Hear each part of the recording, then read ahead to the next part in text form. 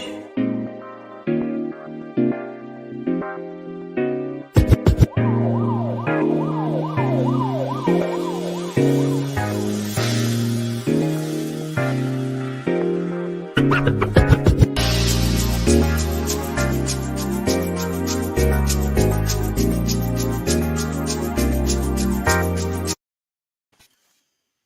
what's going on, everybody? Hold on, make sure I'm not muffled. All right. Yeah, Yeah, you do that. yeah. What's going on, everybody? 186 back again with another podcast. This is the Overrated Podcast, episode 30, right? And this is my best friend, Traditionalist 101. Do your thing. Yep. The Traditionalist 101 is back. The Overrated Podcast is back. I mean, we've always been back, but I'm just saying stuff just to say stuff. And definitely looking forward to another show. And we've been trying to work on minimizing the time. I know 3 hours is a very long time to watch a particular show. But I just want to say that we are doing our best, to cut it to at the very least, 2 hours, and we'll see, maybe, That was your phone, right? yeah, and we'll see Hmm. that we could improve on that. But other than that, how was your weekend? Yeah, it was straight. Like I said, we both went to go see the UFC 272. You know what I mean? That was a fun night. Yeah, that was a very fun night, and I once again I wasn't disappointed. I just wished that we were able to watch that fight in a different establishment. But Oh you yeah. know, Yeah, let's talk about. I want to talk about this real quick, right? I do want to talk about this because my friend here, he's like the most like how would I call you? I would say that you are a ladies' man who tried not to be one. wait, how does that? Okay, now you have to elaborate on that. Go No, ahead. no, no, no. I mean, for people who know us, they know how you are when it comes to the ladies. You know what I'm saying? You are somebody who tries his hardest to be, you read the Bible and you follow the good word and all the other mumbo jumbo. It's not mumbo But, jumbo, but go ahead. but It's regardless, actual truth, all right, all right, and it's authentic. Just all to right, let all right. you know. But regardless of all that, when he sees when you see the opposite sex, and you see a plethora of them at a certain establishment when they're wearing very skimpy outfits and like that some of that stuff, some of that preaching and teaching they don't go out the window, but let's just say that he leaves them in the car, right? Let's say he leaves them in the car, That right? is a So bunch of now. That's mumbo jumbo right there. no, That's mumbo jumbo right there. There's a complete difference between lusting and admiring beauty. Big difference. and let's be real, the reason why you wanted to go to this establishment, which is Twin Peaks, by the way, the reason why you wanted to go there because there's a lot more of people to admire there than they were at the place that we actually ended up going to. Yes or no? Yes, Okay. but just so you know, I also went there for the atmosphere. I told you that. No, no, it's a cool place. Like if you go to It is. anyone who I don't know if there, I'm sure there's Well, actually, I don't know if there's Twin Peaks in other states, but in Florida, they're down here. They're not like super prevalent, but you'll find one here or there, right? Like I would call it a higher class version of Hooters, right? Yeah, I think so. Yeah, pretty much. So like I said, I mean, like we were there to see Masvidal and And Kobe. the food is fantastic over there. I will admit it's much better than it's much better than Outback. Well, it's not, no, Hooters. Yeah, Hooters is much better than Hooters. I say it's better than Ale House as well. Oh, much better than our house. Like Ale House food is not bad, but it's not great. Ain't nothing right about it. The only reason why you're saying that now is because they removed your favorite appetizer, which is the nachos. Yes, and they have wings, and they don't have lemon pepper wings. So yeah, it is. So basically, we're just there just to watch the fight. So like Masvidal and Covington, that was a big deal. There's lots of people there. It was really too many people in Twin Peaks to go. So we went to Al House. After, 61 people was ahead of us. yeah, 61. yeah. So Jeez. yeah, so we went to Al House and we got a table within. I'd probably say like 5 6 minutes. No, no, no, no. It took longer than that, but it was No, it wasn't it like wasn't that 20 long. minutes. Yeah, but it wasn't that long. 20 minutes, 10, 15 minutes. That's a long time. I mean, not compared to waiting, not compared to having to wait at Twin Peaks. Yeah, I know. At Twin Peaks, we wouldn't even be able to sit down and eat. Yeah. Yeah. So There's just absolutely no way we would have been able to sit down and eat. I just loved, like I said, I love the atmosphere. I love how everyone is, welcoming. Everyone is nice to you. Even the management, the guys, the security over there, everyone is, nice and friendly and whatnot. It's just a nice place to be. And seeing how everyone in that establishment is interacting with each other, everyone is getting onto the, involved, with the fight.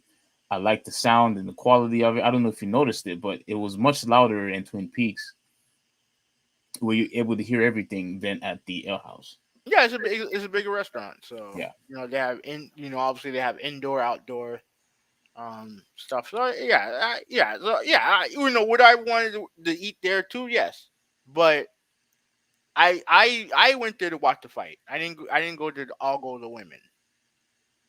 Which is what you did. not true, but go ahead. Let's continue on. All right. So I got everything. I got everything shared. It's a bunch For, of crap what you're saying right now. Anyway, anyways, if anyone anyone who knows both of us knows that I'm telling the truth. So yeah. So I mean, it's up to you, man. It's up to you. Anyways, let's get to actually this topic. The first topic, well, actually, before we do, you want to talk about the fight real quick, or you want to? yeah, you go ahead and talk about it. I Oh hope. yeah. Do So you have visuals? Any visuals at all? no, I'm not doing that. Not Okay. getting copyrighted No, again. no, no, not videos. I said visual, like a picture at least. No, they not, And no, at least show the people who we're talking about. I guarantee there's people who don't even know who these people are. Alright, I didn't want to do this. Quick, quick, quick, quick. If we're gonna spend 2 hours, if we're trying to get this podcast down to 2 hours, this is not gonna help. Yeah, But just be quick. I don't like um being in some sort of isolation when it comes to a specific topic or a discussion. I hate when shows do that. Like they will mention some type of video or footage, and then we don't get to see it on TV, but they can. It feels like as if I'm not part of the show anymore. It's not engaging, and I just feel dismissed. I don't want to do that to the audience. yeah, I feel like you're the only one that feels that way. But that's fine. Let's see. I'm trying to find a good picture. Well, while you're looking, hmm overall, did you feel like the overall card was good? Yeah, it was a good card. I mean, the one thing I wanted to say was the second to last fight was Rafael dos Anjos versus uh I forgot the dude's first name, but his last name is Marcano. I have no idea why that fight is 5 rounds. Yeah, I Cause, have no idea why. here's the thing, right? Marcano, did the fight on short notice, right? He did it. I think he did it on a couple weeks on notice. So why is he having to fight 5 rounds? What sense does that make? And it's not even the championship round, the championship fight. Yeah, that's true. But like Masvidal and Covington wasn't 5 rounds either. Right? That wasn't 5 rounds either. It So wasn't. Yes, it no, was. no, it wasn't a championship fight either. Oh, okay, okay, okay. No, but it was a main event. Yeah, fair. Yeah. That's true. But I have no idea why I have no idea why this thing was 5 rounds, and I also don't know how the fight lasted 5 rounds. I don't understand that either. Cause I mean Marcano was getting effed up. Yeah. He still fought. He still fought like it was a great fight. It was the best fight night in my opinion. Hmm. Um, but Rafael got the win, and then obviously the main event. Kobe, pretty much did what Kobe does, and he pretty much outside of one big punch from Masvidal, I thought Kobe pretty much dominated the fight for Yeah, 5 rounds. when Masvidal hit Covington with that big punch, Uh, and he basically knocked Covington to the floor. I think he went on a one knee, I believe, yeah, and as he was getting up, you could still see that he was stunned a bit, like he was a little dazed and whatnot. And Masvidal didn't capitalize after that. Like he had him right there. He had him, but I don't know if it was fatigue or if he was just was just out of it. Maybe I don't know if he was hurt, but he had the opportunity right there, to finish him off because that dude fell in one knee, like he was completely. yeah. He knocked him clean, but Yeah, like I said, he was too tired to. He was way too tired to take advantage, and pretty much from there, it was just there's really nothing he can do. Like I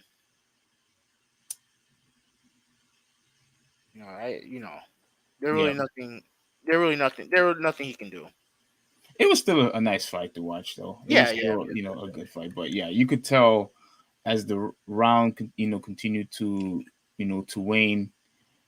You saw that Covington. It was easily determination that Covington was going to win. Like he basically had control of the whole entire fight, except for maybe like a round or two. But he basically had full control.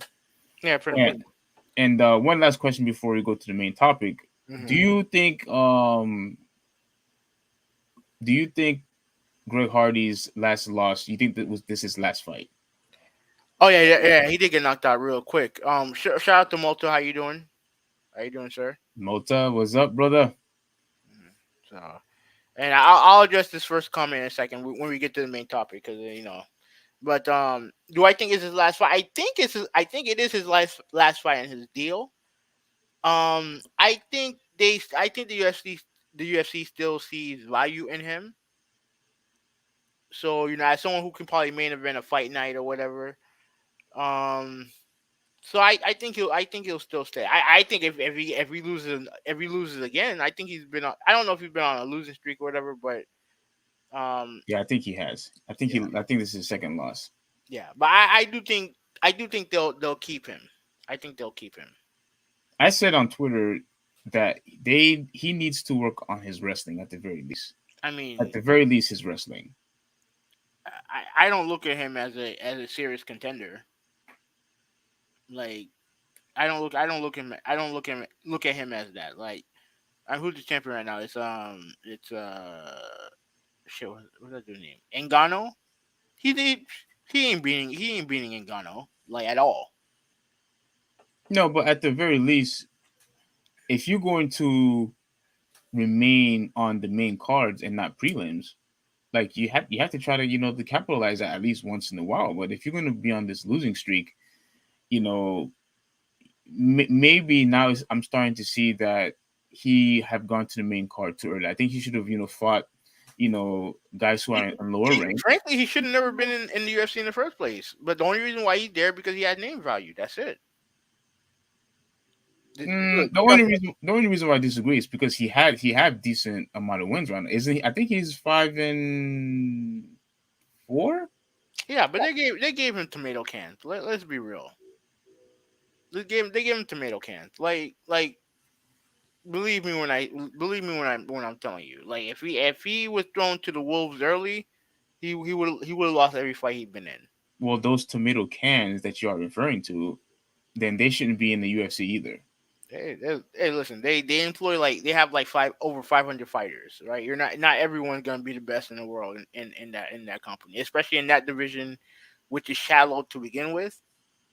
Like, I mean, it is what it is with him, but I think he'll stay because he had name value. So Okay. yeah, but okay, but a little bit after the fight,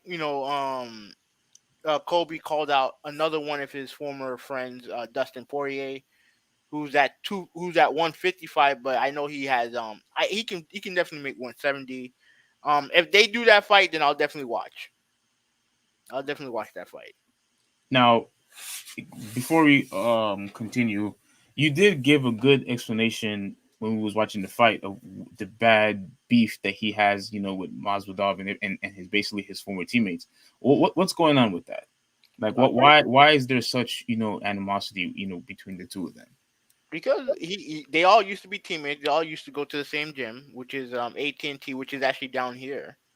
Um, and the problem is that when Kobe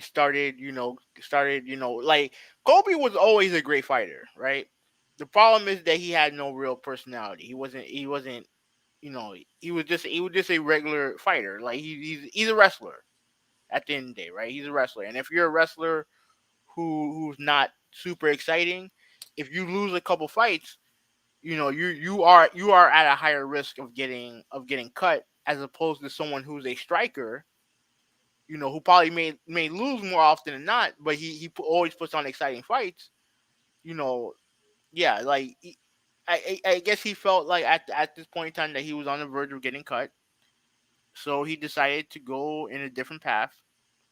He embraced the whole MAGA thing, and pretty much he started gaining a reputation for himself as far as being a bad guy, bad boy, and all the other stuff, being outlandish, and in the process he alienated pretty much everybody at AT&T, including Jorge. And the main thing with Jorge is, according to him, he alleged that Kobe didn't pay a mutual trainer of theirs the money that he owed, and that Jorge had to pay that trainer out of his own pocket. Kobe said that it's not true. It's just back and forth and back and forth. And I mean, and I follow a couple AT&T guys on Instagram. Everyone was cheering for Jorge. Everyone was cheering for Jorge. Mm, So like pretty much I mean, and obviously the beef between Kobe and the gym got so bad that he left and he went to another gym. I think he works at MMA Masters, which is also in Miami, which is also down here. Well, it's in Miami. So yeah. yeah, so like like that's pretty much what the beef is. You know what I mean? Now at this point in time, when it comes to Covington, he has to call out, like he called out Poirier, because right now he even though he's the number one contender, he's not getting a third fight with Kamaru Usman. He's not. He already lost to him twice.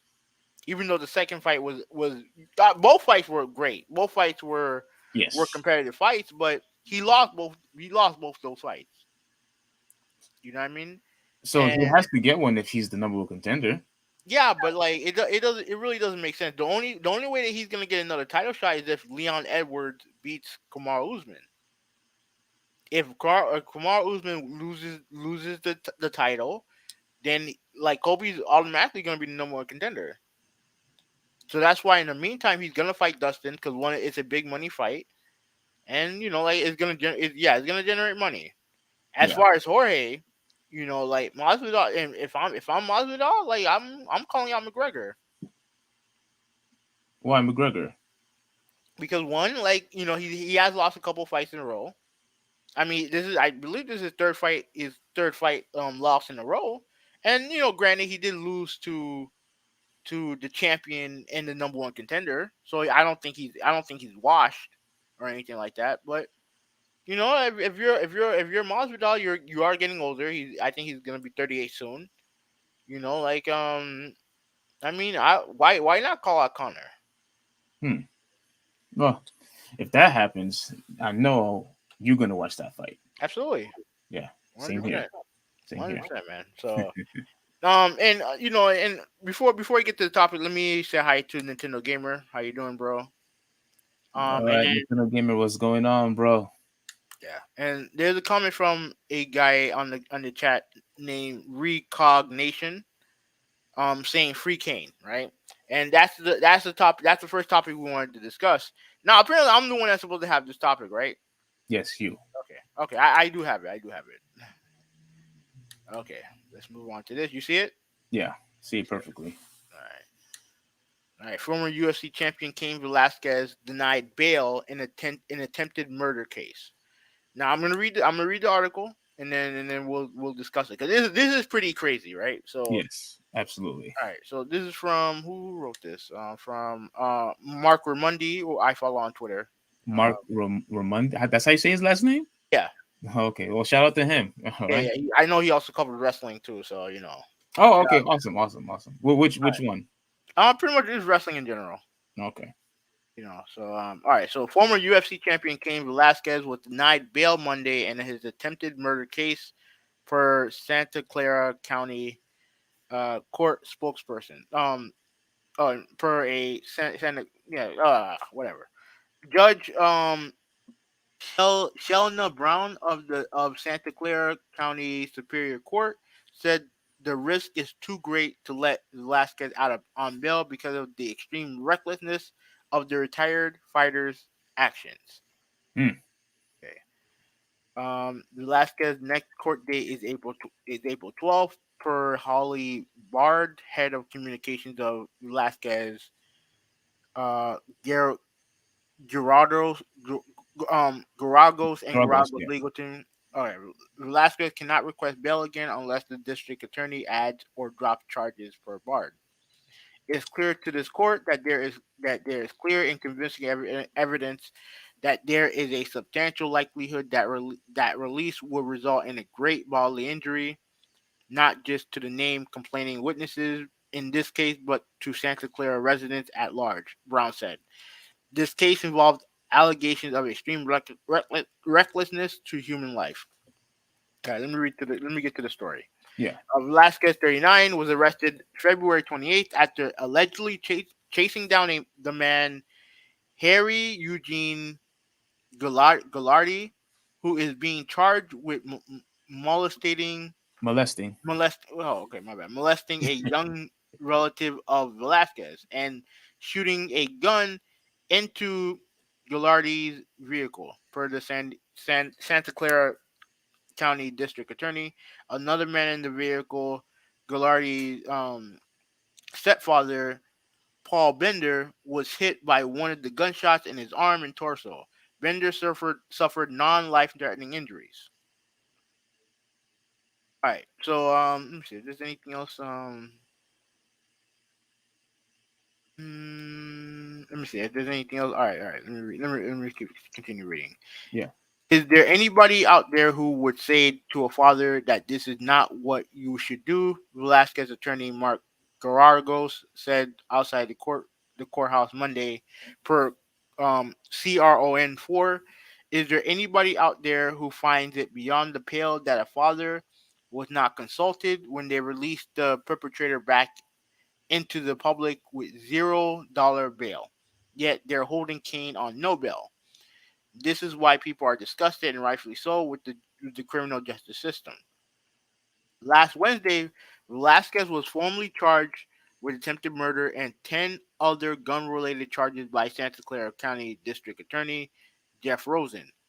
Velasquez is facing 20 or more years in jail time if convicted. Jeez. Yeah, Velasquez followed Gallardi's truck in his own vehicle on an 11-mile high-speed chase through the city of San Jose, rammed the truck and fired a 40 caliber handgun multiple times into the truck, which carried Gallardi, Bender, and Gallardi's mother, Patricia, according to the DA office. Gallardi, who was not injured in the shooting, is being accused in Santa Clara court of lewd and lascivious acts towards a child under the age of 14. Gallardi, 43, was released from custody February 25th without bail against the DA's orders, per the DA. He was ordered to stay in home detention, remain 100 yards away from any child under 14, and wear an electronic monitoring Wait, bracelet. hold on. Wait. Before we continue reading, Hmm. so if he is basically in home detention, Hmm. the guy that Cain Velasquez was trying to basically kill, Hmm. if he's in detention, he has to stay away from a 14-year-old, and he has to wear a Well, electronic. he has to stay away from let me see if I could yeah, okay, let me see if I can find He has okay from children under 14. Yes. Pretty much, yeah. So I don't understand why he was able to get bail, and yet Cain Velasquez is not. Like, how does this make any sense? You basically just said earlier what you just read, Hmm. that, oh, it's we are basically feared that he may cause more bodily harm to the perpetrator, Hmm. but yet you giving the perpetrator a chance, but, oh, under the condition that he stays away from the 14-year-old. Like, how does that make any sense? Like, this is the hypocrisy within, these stupid laws and these policies that I'm talking about. How does that make any sense? So you were afraid of one guy, but it's okay for the other guy to be free, but yet that same guy that you let free, technically you're basically saying he's under surveillance. Let me let me So let go me ahead. con- let me continue reading, and then I'll address that point. Okay. The child who is under 10 years old told a Santa Clara Oh, for goodness County sake. sheriff deputy February 24th that Gallardi took him into the bathroom of a daycare center and touched the child's genitals. Per the per the court documented obtained by ESPN, the child said Gallardi said not to tell anyone what happened and that this had occurred 100 times. In the court document, the child said he witnessed other kids go into the bathroom with Gallardi too. And then Gallardi had denied any wrongdoing, saying that he once helped the child with his pants when he saw the child didn't have them on correctly. Hmm. Gallardi lives in the same building as the daycare center, which is owned by his mother. According to the court document, Gallardi's mother told police she did not believe the allegations against her son. So, Wow. yeah, You might as well yeah, finish that last yeah, part. pretty much everything else is just stuff that we already know. So Okay. that's pretty much it. So yeah, Whoa. that's crazy. Because when I first heard about what happened, right? I'm automatically thinking the worst. Like, damn, dude, how did he mess up his life like this? You know what I mean? Like, how did this happen? Yeah. And then the details come out, and now you're hearing about what happened. Now, to answer your question, you said that how could this happen when it comes to how Gallardi's being treated as opposed to Kane, and it's something that I realized. It's something that I always kind of knew in the back of my head, but I realized it when I watch you. You remember when I used to tell you I used to watch YouTube videos of of these people trying to catch child predators on YouTube. Oh, on YouTube. Yeah, yeah. I think I Yeah, yeah, saw a couple. They yeah. try to they Right? try to act like that show. What's that show called? To catch the predator, Yeah, yeah, yeah. and then even with that show, like you look at the situation of how this can happen, right? You look at the history of mankind, right, in general, Mm-hmm. and it doesn't surprise me that not only does this happen more often than we like to admit, that the court system doesn't tend to take this as seriously as it should. How is it that someone like you look at what happened with the Catch a Predator? The reason why that show is no longer on the air is because a guy who got Oh, I think I know. I think I know what you're gonna say. you Yeah, yeah you know yeah. a guy. I think he was I don't know if he was a police officer or he was a high ranking member of that community. I don't I for damn. You know what? I'm gonna look it up. It is important, and thankfully due to the investments in SteamYard, I can actually do this easy. Okay, okay. But yeah, so while you're searching, Hmm. that's pretty much the problem. That I had. From as you were reading, you have a guy who you basically are saying that he is free, but there's a caveat, Hmm. on the condition that you will be under surveillance and that you have to stay away from children.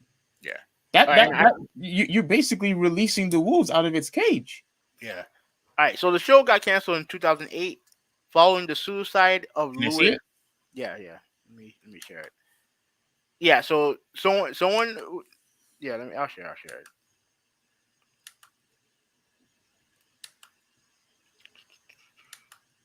Okay.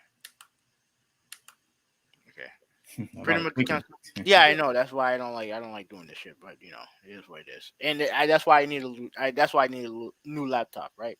Following the suicide of Louis Conrad. Yeah. Yeah. Yeah, I think that's how you could pronounce it. He was a assistant district attorney in Rockwell County, Texas. He Hmm. shot himself when police arrived at his house after he had been caught talking and exchanging pictures with a perverted justice volunteer posing as a 13-year-old boy. And the show was doing good work, catching these predators, exposing them to a live audience. And because one guy offed himself, they canceled the show.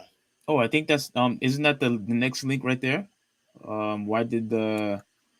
Why did to catch the predator end? I Yeah, think. yeah, but the answer's right here. Oh, The okay. answer's right here. I thought that was going to show like more details. Okay. Yeah, so like so they don't take I feel like the justice system don't take child molestators and child predators. They don't take that type of stuff as seriously as something like murder, attempted murder. Oh, it's so funny that you said that because I really hope I don't start any type of controversy here. But I do remember arguing with a couple of people on Twitter where they said that anyone who molests a child, Hmm. rapes a woman, should receive the death penalty. Hmm. And I basically pretty much said what, I think that should really be reserved for people who commit first degree murder. Hmm. And I think that or like a terrorist, or people who let's say blew up a building or something, or a hospital. Yeah, I know it's a little hyperbolic, but I'm just trying to give a proper you know description of what I mean by a murderer should get the death penalty, because capital punishment I do think is important, because you have to you know lead by example, by, hey, those of you who constantly killing other people, like, this is what could potentially happen to you. And the law, they don't view as child molestation, raping, and committing murder the same thing. Yeah. They don't read, what did he say?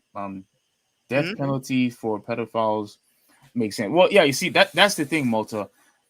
I was having the exact same argument on Twitter, and it actually bothered me, because why in the world would anyone want to have a conversation like this? Because it make it seems like as if you're defending rapists, and child molesters. Yeah.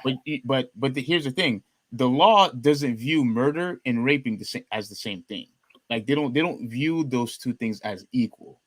And That that's why, and to me, that's why. Well, the main reason why I think Kane is not getting bail right now is because they are afraid that he's gonna go in and kill um Gallardi. like, That's why. he'll, That's he'll why they're basically not try releasing him. again. Yeah, yeah. If you're willing to go through all that just to kill a guy, like they're not gonna leave you. They're not gonna put you out on bail. I mean, to all everyone who is a father, and I'm pretty sure a lot of the other former and current UFC fighters probably sympathize or even empathize with Oh, 100%. Like Kane. tweets, like yeah, everyone is on his side. Yeah, yeah, Everyone's on his absolutely. side because Go ahead. like I mean, if I found out, man, if someone harms any of my nieces, Hmm. like in a way like what happened here, like I'm gonna go to jail. 100%, I'm going to jail. Oh yeah, because I know how much you care about them. Like, you talk about them a lot, like as if they were your own. Like, Yeah, yeah, I know how much you care for them too. Be beautiful girls, absolutely. yeah, I would. I would be going to jail right now. And so it like man, like it's hard. Like that's why this situation is so difficult to have an opinion on because I understand what the justice system is doing. I understand, right?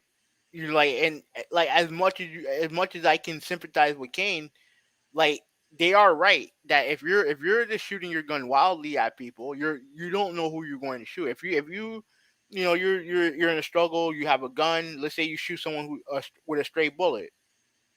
Like there's no excuse. Like there's no excuse. There's no excuse for it. Yeah. There's no excuse for it. So I get it, but fuck, I- man. Like I Now, now this is going to be a bit silly, and I really hope I don't, piss anybody off. I'm just kind of curious of. Remember, as you and I both know, Cain Velasquez is an amazing, at least at the time, a great, outstanding MMA fighter. oh yeah, and trust me, if he's with Gallant, he would fuck him up. Yeah, I truly do believe that. yeah. Because remember, let's name just two guys. Two guys. Remember, he fought Brock Lesnar, beat him up to a pulp. Despite the fact that Brock Lesnar, took him down twice, Kane was able to get up and beat Brock Lesnar to a pulp. Then he beats up Dos Santos. I think you and I saw that fight together. Yeah. Back in the so two huge heavyweight, outstanding, fighters that Cain Velasquez beat. I'm actually surprised that he actually didn't go that route and beat him up to a pulp because I could understand that he had a vehicle, he had a pistol in his hand, so probably at the end of the day, this was obviously predetermined already. Like he probably wasn't interested in doing hand to hand combat with him. He just wanted to finish the guy off easy. He tried to hit him with his vehicle. Mhm. The only problem that I have, in this situation is that when they said that his mother was also there, I think they said his mother was there as you were reading, Yeah. and I think was it his father or stepfather that you said was in the car with him. Let me see. I think you said it was his stepfather. That's the only problem that I actually have what Cain Velasquez did is that he really didn't care who was in his way. Because Yeah. at the end of the day, everybody else, regardless of how you feel about him and the rest of his family, everybody else is innocent. Don't take it out on everybody else because of one guy's mistake. Punish the guy who committed the crime. Go after the guy, beat him to a pulp, the one that actually touched, unfortunately, your daughter. Well, Am I I don't know if correct? it's. I think it's family member. I don't think it's a daughter. Okay. But yeah, man. Like the thing is that yeah, I agree with you. But another part of me is okay, if I go ahead and beat him up, is he gonna stop? If I just basically just beat him up, right? Mm-hmm. Is he gonna stop? 'Cause look, you're looking at it right now. If he had, let's say, if Kane did the responsible thing and just gone to the police, what's gonna happen? Dude's out on bail. You know what I Pretty mean? much. He's out on bail right now, Yes. and that is part of the problem with the system. Is that and this happened in the video that I watched, and even in the Catch a Predator, they catch him, they arrest him, they get detained, they get arraigned, and all the other stuff, and then charges get dismissed. Charges get, they just get thrown out because, oh well, they'll use the term like what do you call it? Man, what's that thing where you lure someone in unsuspectingly? What is that called? When you When lure you Yeah, when you lure them into a false sense of security and then you catch them in an act. I What's forgot that? what that's. I Man, forgot what's what I that forgot called? what that's called. Yeah, I forgot what that's called. Yeah, I forgot what it's called too. But but yeah, but they'll use that defense and they'll get off. And then a lot of them, like most people who have those that pedophile tendencies, they're sick. They're sick in the head. It's a mental illness. And they're not gonna. It's hard to me to envision that they're gonna stop. I know some of them try more than others. They try harder than others, but like it's hard. It's hard to stop. So you think it's a sickness? Yeah. Well, here's Okay. Let me bring this up on this. Mhm. This is actually a very good topic, but let me bring. Let me address Nintendo Gamer real quick. He said, guys, the most ironic thing I heard from a pedophile was, "I don't care if I die, I'm going to heaven." Like what? Like, like some people are just mentally sick. Yeah, yeah, yeah. Yeah, but go But ahead. What were you gonna say? what I was going to say was, I remember I had this discussion, with a few people, and then I actually brought it into the chat, into the WhatsApp chat, a while back, Mhm. and the discussion that people were having was, if you can't tell a person who they can and cannot be attracted to. Like they were basically say, that's somewhat, of a feeling, because they use young girls who are 16, 17, that looks like, they're up age, Mhm. and they would say, well, that should also qualify as you being sick in the head. And my response was, well, wait a minute, you I don't think that is this. I don't think you being attracted to a 16 and a 17-year-old is not the same thing, because you're on the assumption that they're at least 21 or older. So I tried, go ahead. As long as you know, if you like, let's say, unless you know that they're not 16, then yeah, I don't look at it the same way. Yeah, yeah. I don't look at that as the same way at all, because if you knew, now you have a problem. But if Yeah. you like, if the girl, because there were stories of, I remember I was watching, I think it was Judge Mantis, I think it was, Mhm. where the guy was taking, I think he was like 43, and then he was talking to this girl who was 19, Mhm. but she had a fake ID saying that, I believe she was like 21 or 24, or something Mhm. like that. Yeah. So again, I don't put that on him. I Yeah. don't put that on him, because even, and I'm not gonna lie, a lot of times I have people who I know that would say, "Hey, I think this girl is really cute," and then when the girl reveals that she was only 16, it's like, "Oh, well, okay, never mind," um, okay, never mind, I'm not interested. So people have to realize that it is not the same thing, because you are not on the assumption that she was young to begin with.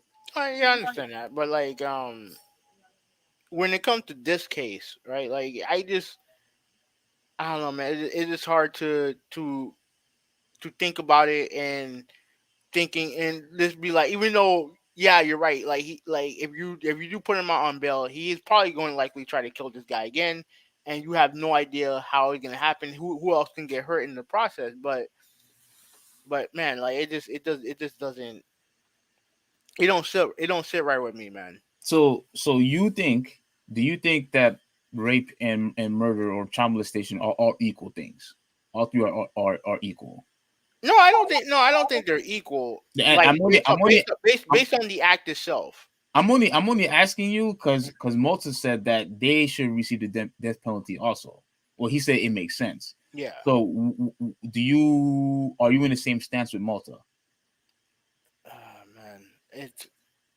I mean, when it comes to death penalty, I've always thought that it should be just, if you kill someone, then you should be eligible. But I can't tell you how much, um pedophilia, predators, like, how much that irritates and bothers me to my core. Mm-hmm.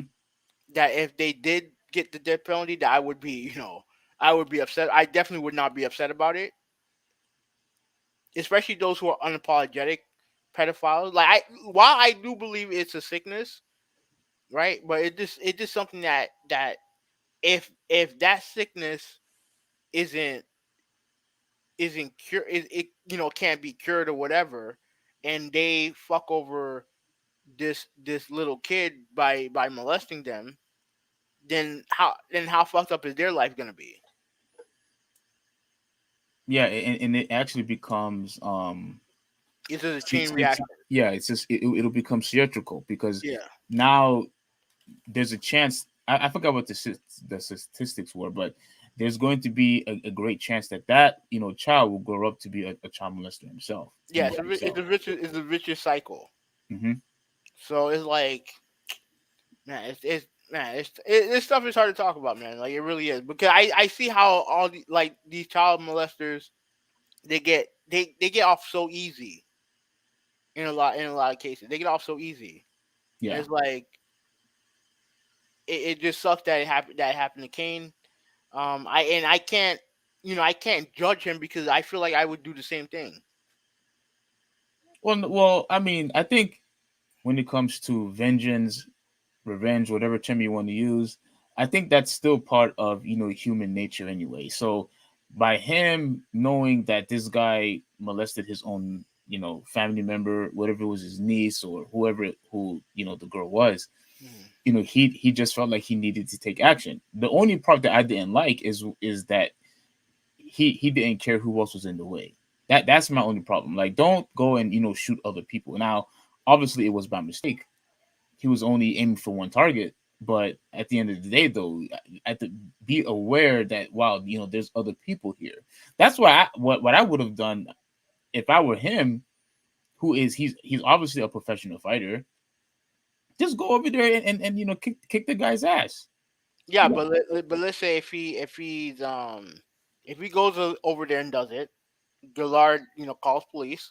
Police he's gonna get arrested.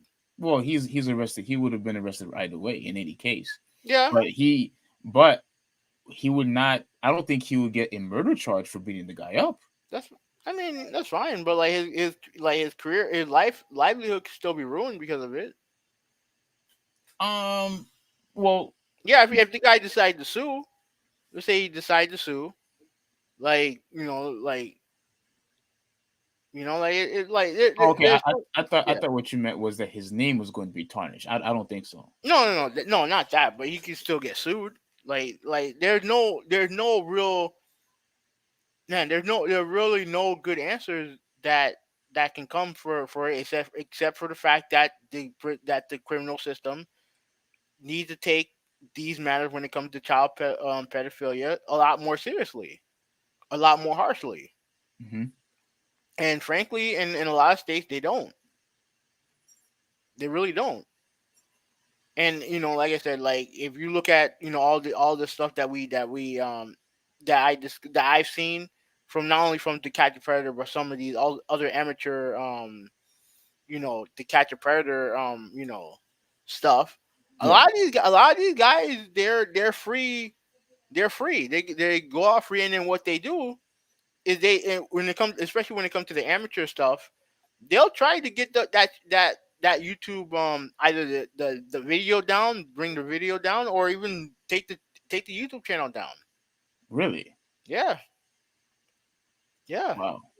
That I did not know that. I didn't know that they actually had um the power to do that.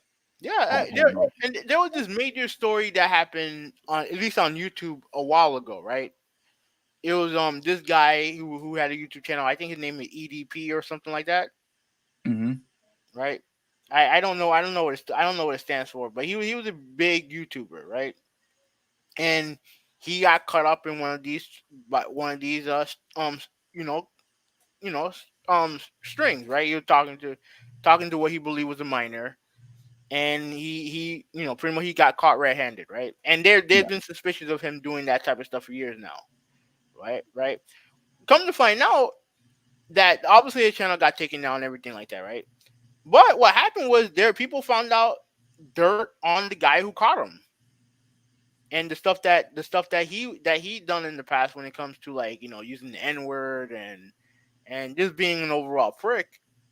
And he hit for I think his main channel got taken down. Oh wow. You know what I'm saying? Like it's crazy, man. Like it's like and then he became part of the story. You know what I mean? Because Hmm. you got a lot of people who do the same thing that he does, who don't like him. You know what I mean? So he became part of the story, not the child predator, not the child molestator. Yeah. He became the story. You know what I'm saying? Like it's crazy, man. Like I feel like society in general do such a shitty job of protecting kids, right? And I can go deeper into it, but we're gonna be here forever, and it, trust me, it's not gonna like. I mean, we probably agree more often than not, but like it just I feel like the criminal system does a bad job of protecting kids, and a lot of it has to do with with the child predator laws. Yeah, I think I think I think this is, yeah, this is tough. Like you said, this is very very tough. But as I said before, you really can't, to address again what Moto was saying. Like I can't, as horrific and grotesque that raping a child is, it's not the same as taking a life away. Like it's just not. And so I guess I could understand why they decided to keep him locked up instead of giving him bail, because look, at the end of the day, the court's not stupid. I guarantee a lot of the people, the lawyers and whatnot, the prosecutors who are involved in this, like, I'm pretty sure they know who Cain Velasquez is. They know he's a UFC fighter. They know that he was champion, and he had a very good, decent career. I mean, he was undefeated at the time. Yeah, he was undefeated at one point. So the dominance that he had in that against other professional fighters, to someone who probably doesn't know how to fight at all, like they were unfortunately in fear of a pedophile's life. Damn, that sounds bad. But they were in fear of his life, and they believed that Cain Velasquez would have went after him again if Cain Velasquez received bail. And unfortunately, he was just acting, as, whether if it's like a father figure, or someone who just wants to, has pride of protecting his family. Just like how you mentioned, with your nieces, and I will do the same thing, when it comes to my nieces and my nephews. You know what I'm saying? So I get it. Like, I understand where he's coming from, but how they say you can't take the law into your own hands. And there, and again, the law will never view as of those two um crimes as equal crimes. That they're never going to do that, which is why you won't see a guy who molested children, or raping women, receive the death penalty. Now, even though a lot of people say that they would, and majority of women would say that yes, they should receive the death penalty, but at the end of the day, the law is never going to view them as the same. And Now, go ahead. the problem is that when you take the law into your own hands, the problem is that the law is not designed to punish them. It's not designed to punish them. It's not. And it's like, if you're Kane, like, what can you do? The only thing you really can do, I guess, is just either attack the guy. Because I mean, man, it's tough because dude, I would do the same shit, man. I really would. Let me read what Nintendo Gamer said. Hmm. I kind of agree. I mean, I've seen people who have been abused, who are happy sometimes for that. I can't say that it's worse than death. Yeah, yeah. So yeah, man. Like, to answer your original question, right? Let me answer your original question about if I feel like child pedophilia is the same as murder when it comes to the death penalty. Hmm. Like, no, I don't. But that's why I always feel like context is key. Okay. Context is important, Okay. right? If you're someone who's a serial rapist, right? Let's say if you're a serial rapist, you clearly don't care. And you've been warned of, well, the funny thing is, if you're a serial rapist, like, you're probably more likely to go to jail for a longer time than if you're a serial child molester. Oh wow, really? Yeah. I don't know. I don't know if I agree with that. No, think about it. Like, think about it. Like, guys who get caught. You think a lot of those guys who get caught in the catch a predator stuff. You think that's the first time they did that stuff? No. No. And there's some of them who get caught who have been arrested for doing it before, who got charged for doing it before, and they're still out there. Well, rape is is the same thing too. Like, rapists don't. I don't think rapists really get that much long time in jail. I don't think. I Like, don't know. But I feel like if you're a serial rapist, that stuff carries on more than being a child pedophile. Ooh, I don't know because Because you talk about innocent children. you had to take into account, if you're, let's say for example, if you're on the internet, a you're messaging a lady, right, that you see on the internet, right? That's not against the law Okay. at all. But if you're let's say if you're on the internet chatting with a 13-year-old, that's against the law. Yes. But you can do those things freely, really, without getting caught, unless you're caught in a sting. Right. So you do what you do. You take the kid somewhere. Remember, it's not just child pedophilia that you have to worry about here. The other thing you have to worry about is trafficking, child trafficking, and stuff like that. Yeah. That's something you have to worry about as well. My point is, I feel like a kid getting caught up in a situation like that is a lot easier to do than a woman. You get what I'm saying? Because if they're chatting on the internet, if a man and a woman are chatting on the internet, that's not abnormal. That's normal. But if you have an adult messaging kids about stuff, that's abnormal. That's 100% abnormal, and that's something that could lead to bad things. That's why I feel like it's something that can be done a lot easier. When as far as messing with children Uh-huh. than grown women. Yeah. Mm. And most women, they have a way of protecting themselves. Children for the most part really can't. Then it's yeah. So that's the case. It's a lot easier to hurt children than adult females. Yeah, but when I tell you that getting away with being a pedophile is a lot is to me is a lot easier than getting away with being a serial rapist, Hmm.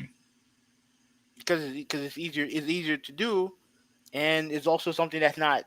I wouldn't. It's not taken that seriously. At least as far as I'm concerned, it's not taken that seriously. That molesting children is not taken as seriously as raping an adult. Yeah. No, I don't know Look, about look, that, look, man. go. All right. So look at a recent story, right? I don't know if we talked about it in the chat or whatever, but there was an author who at one point accused a man of raping her, right? Okay. Dude was in jail for like what, like 20 years, and then come to find out, either she lied or she misremembered or something. Oh Dude my spent gosh. dude spent 20 years in jail. You know what I'm saying? Child pedophile, like you said, you have multiple, like, to me, it feels like, to me, it's a lot easier because you have child pedophiles who are on their second, third victims, still getting caught and still getting away with it. Hmm. You know what I'm saying? I just feel like it's not taking it. I just feel like it's not taking that seriously. Nintendo continues on and read some of this. Hold on. All right, so he said, then again, I was never abused like that as a kid. Um, no, they started off when they were young teenagers, most likely, if not younger. He said, I say it's all bad. Y'all deserve jail for life. And I agree. Well, to go. Well, I want to go back to what he said. No, they started off when they were young, teenagers, most likely, if not younger. You know what? That is a very good point because I actually know a couple of people personally where he pretty much admitted that he did something similar when I think he was around like I think he was around like 15 or 16. And when I can't tell who the person's name, but Hmm. when I think they all went to go Wait, see do I know them? no, you don't know. Okay. But when they went to go see like therapy or counseling, they were basically saying, well, since he's a teenager, like he's hormones is going crazy, his body reaction, like he's developing feelings. So they kind of gave give teenagers or young adults a pass when they commit those type of crimes. Like they give them a pass because they still at the early stage of their life, and which is they don't really know any better, at least not yet, at least at the time. And obviously he felt bad about it, afterwards. But during the times where they were young, they didn't he just didn't know what was going on. Like he was just reacting upon of what he was feeling. He was just horny at the time. So but Wait. Are you saying that your friend raped somebody else when they were younger? it it was kind of like man, I really don't want to I really don't want to go elaborate too much. But But I feel like it needs to be said. Did your friend rape? So wait, no, all it, right. it, it was it wasn't rape. No, it wasn't rape. Not at all. It wasn't rape. But what it was that he basically told her that I would like for you to do this, do this, do this. She didn't want to, and somehow he convinced her to do it. But she didn't want to do it at all. I think she was actually crying as she was performing it. It sounds like, dude. That sounds like rape. That sounds like rape. Like, I'm sorry. I mean, look, yeah, it probably is, but at the end of the day, though, I'm just telling you the story of what the counselor was saying. Was that I'm not saying I agree with it, but the counselor or the therapist, whoever it was, knows better than me that hey, this person was just a very young kid and he was just acting upon his feelings. Like, let me tell you what happened to me in the second grade. Like, I almost the same thing almost happened to me in the second grade when I was in Orlando at the time. And the girl that was messing with me, I think she was either fourth grader or fifth grader. Hmm. I didn't know what was going on, but at the end of the day, I knew that it felt nice. Like it felt nice, but I had no idea what was going on at the time because I was just a young kid. But I never ever forgot what happened to me. So what the counselor is basically saying that such a young age, you really can't put them at fault. They just basically have to be taught, from with their parents that hey, this is something that should be reserved for adults, or if you're in a Christian home, they're gonna say this is something that is reserved for marriage, yada yada yada. But at a young age, you really I don't know if you could really fault them for that, and I think that's where the counselor was getting at. He was young, they don't really know exactly what they were doing. Like they don't really have the knowledge or the capacity to understand their body reaction and how they Look, were feeling at the time. look. I believe some of that, but here's the thing: if the girl didn't want to do it, and she still did it anyway, and she felt bad doing it afterwards, that's rape. Like, no ifs, ands, or buts. There's no excuse for that. Like, Nintendo Gamer said it right here. Terrible excuse. Usually, when you go through puberty, you're attracted to people their age. But to me, like, here's the thing. Like, there's no excuse. There's no excuse for what your friend did. There is no excuse. Like, I get the whole. I get there's certain things that you have to learn either from adults or you learn through education Mm-hmm. about certain things to do or don't do. Right? Like, I remember, I'll tell you a story, right? One time when I was in middle school, you know, some of the guys in the class, and friends of mine, we would do this thing where we would pull the girls' bras, right? For, like, obviously not like, but, like, let's say if they had the bra strap and underneath underneath their shirt or whatever, we would pull it, right? At least they Mm-hmm. they did, right?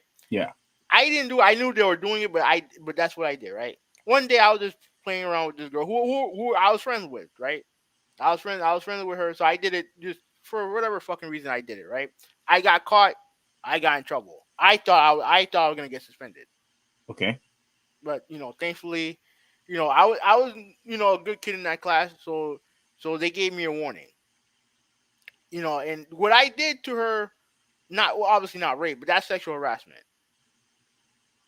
Yeah. And that's something that I didn't know it when I was doing it, but that's sexual harassment, and I learned not to fucking do that shit anymore. Yeah.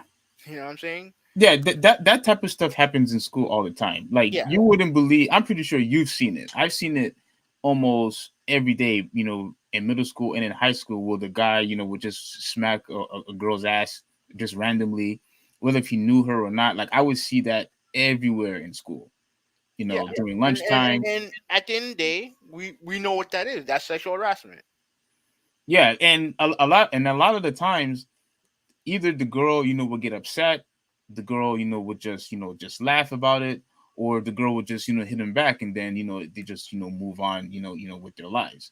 It was a common thing that I would see for all the times, I was in high school. I don't know if you've seen it in many occasions, but I have plenty of times, and and it is unfortunately it is something that a lot of women and a lot of young girls do have to they go through, and it's unfortunate that they do. But again, that is where I lean back to what the counselor was saying, was that a lot of young guys, and even young girls, because remember this happened to me, Mm-hmm. and you could call it anecdotal Or, for me. FYI, what she did to you was rape too. That was rape. Well, it wasn't there was no penetration, if that's what you were saying. That's fine. That's that's major sexual harassment. What uh, she did. but again, they're not going to they're we both didn't know what we were doing, and I don't think a No, fourth or no, fifth no, no, grader. no, no, no, no, no, no, no, no, You no, no, think a no. fifth grader or fourth No, grader has any knowledge with that too? she knew more of what she was doing than you did. A fourth grader? She knew more of what she was doing than you did, because she would never have suggested it unless she seen it. She seen it happen somewhere else. Well, it happened at the very least 3 times. Okay, then she clearly knew what she was doing. Dude, I don't know, man. Bro, A bro, fourth grader. you got raped. Likely, you probably got raped. I'm not. Um, Look, I'm dead ass serious. You probably got raped. But all right, let me read some of these comments. Right, so Nintendo Gamer, he said that that's terrible. Moto was saying that is rape. Like the situation with your friend that with your friend what he did to that girl, that's rape. okay. All right, so Nintendo said that's why I say sex ed needs to come early. I mean, how early should it be? Like, I think it should be. I think education should be taught in class. Definitely should be. There's some parents who are against it. I'm not. Like, it needs to be taught. It Like needs to be taught. safe sex and stuff like that. Yeah. Okay. And then Nintendo Gamer says, "I wish I could come out, but my computer is at home." Oh yeah, he's on. I think he's on vacation. I think he's in the Grand Canyon or something like that. Oh, you should have brought your laptop with you, buddy. It would have been cool. Yeah, when I go on vacations, I make sure I bring my laptop, I bring my DS, I bring whatever it is that I need for entertainment purposes. But yeah, all right, continue on. All right, so he says that, oh, I got my ass smacked by a girl, but it was in high school. Me and my parents agreed that it was a problem, but it would be taken more seriously if if it was if it was. If he had done that to her as opposed to him, like it would be taken more seriously. And I do agree with him on that. I do agree with him on that. You know what? Here, let me tell you what happened to me. At my side job. Hmm. So I'm helping this lady with her how to use this machine. So she's laying down on the machine on the massage bed or whatever. I I turn around and I leave, and I don't know. So for some reason, I just turned around. I just randomly turned around, and I saw that she took a picture of my rear end, Hmm. and so I mean, I'm laughing about it, but then I said to myself, you know what? If this was the other way around, I mean, I'm sorry, but You know exactly there's a what would double, happen. there's a huge double standard, when it comes to stuff like that. Yeah. Big, and it's in the shoes. It's not even close. When a woman smacks a guy's ass, okay, it's no big deal. A guy does it and she's not happy, you're in trouble, buddy. You're in major Yeah. trouble. So they don't view it as the same No, as a you don't. female doing it to a guy. No, you don't. Yeah. Nintendo Gamer also said that fourth grade is tricky. You can have sex feelings at that age, but there may be no knowledge. Exactly. But no, no. If she That's what did I'm that, trying. That's what I'm trying to if tell she you. did that to you on multiple occasions, she knew what she was doing. No, she was good. She was acting, on feelings. Because If, I remember I was watching this show, and this I think I don't know, I don't remember if it was the boyfriend or the stepfather or the father. I can't remember who it was. mhm, But the child went to the mom and said, "When is he coming home? Because I like it when he feels on my wee wee," mhm. something like that. Okay, so the kid is basically acting upon his feelings without being aware of what's going on, and it happened to him in multiple occasions. The What? same thing, same How old thing was could the have kid? happened, huh? How old was the kid? I can't remember. But he was very young, very, very, very, very young. Okay, and you think that's not rape? Oh no, it is because the guy is a full adult, but the difference is you see how the kid he constantly wanted it more without having the knowledge of that he was actually being raped. The same thing happened to me and the chick. We Yeah, but didn't we didn't we didn't, we didn't, we didn't have any type of knowledge whatsoever what was I'm going on. telling you, We were and, just going based on feelings and I'm and, that, telling and how you, it felt good. normally she would know more about that than you did. Like you said, you were in second grade, she was in fourth grade, fifth grade, whatever. Likely she had sex education. Likely she did. I don't think so. Regardless of that, like you like that's rape. That's what it is. You're only saying that only because I was just 2 years younger than she is. That's No, pretty much it.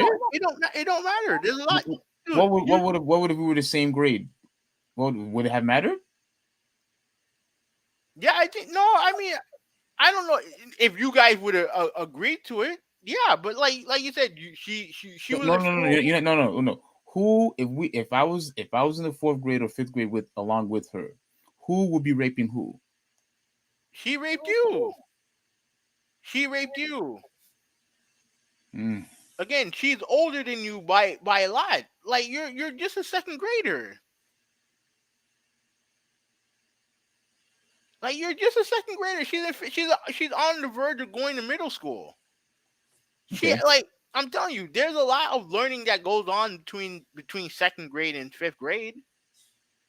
Like it's not incremental steps. Like she more than likely she knew what she was doing, Hmm. and she took and you're telling me she couldn't find another fifth grade boy to do that? Come on, Uh, come on. All right, so Malta said, dude, when you're that young, the difference in years means more. Yeah, I agree with him. Yeah, I agree with him. yeah, but she's also very young too.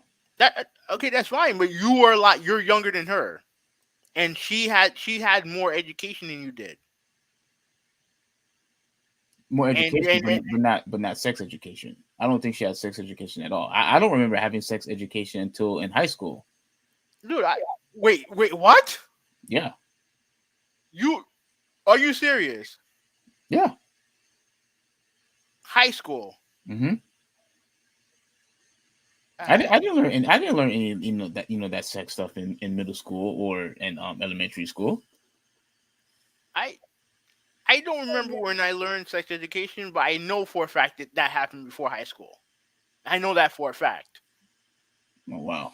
I don't recall any of that. Like I started learning about sex and guys, you know private parts, females, private parts, condoms, all that stuff was being taught in high school. Birth control, all that stuff was being taught in high school. I didn't learn none of that stuff in middle school or elementary school.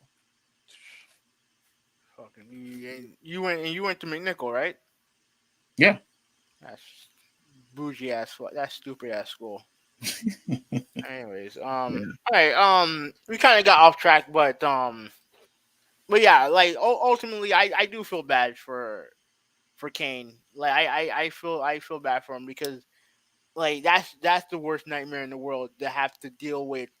You have adults taking full advantage of young kids like that, and you really have there's not and there really is you're powerless to stop it unless you're willing to pay the price for it.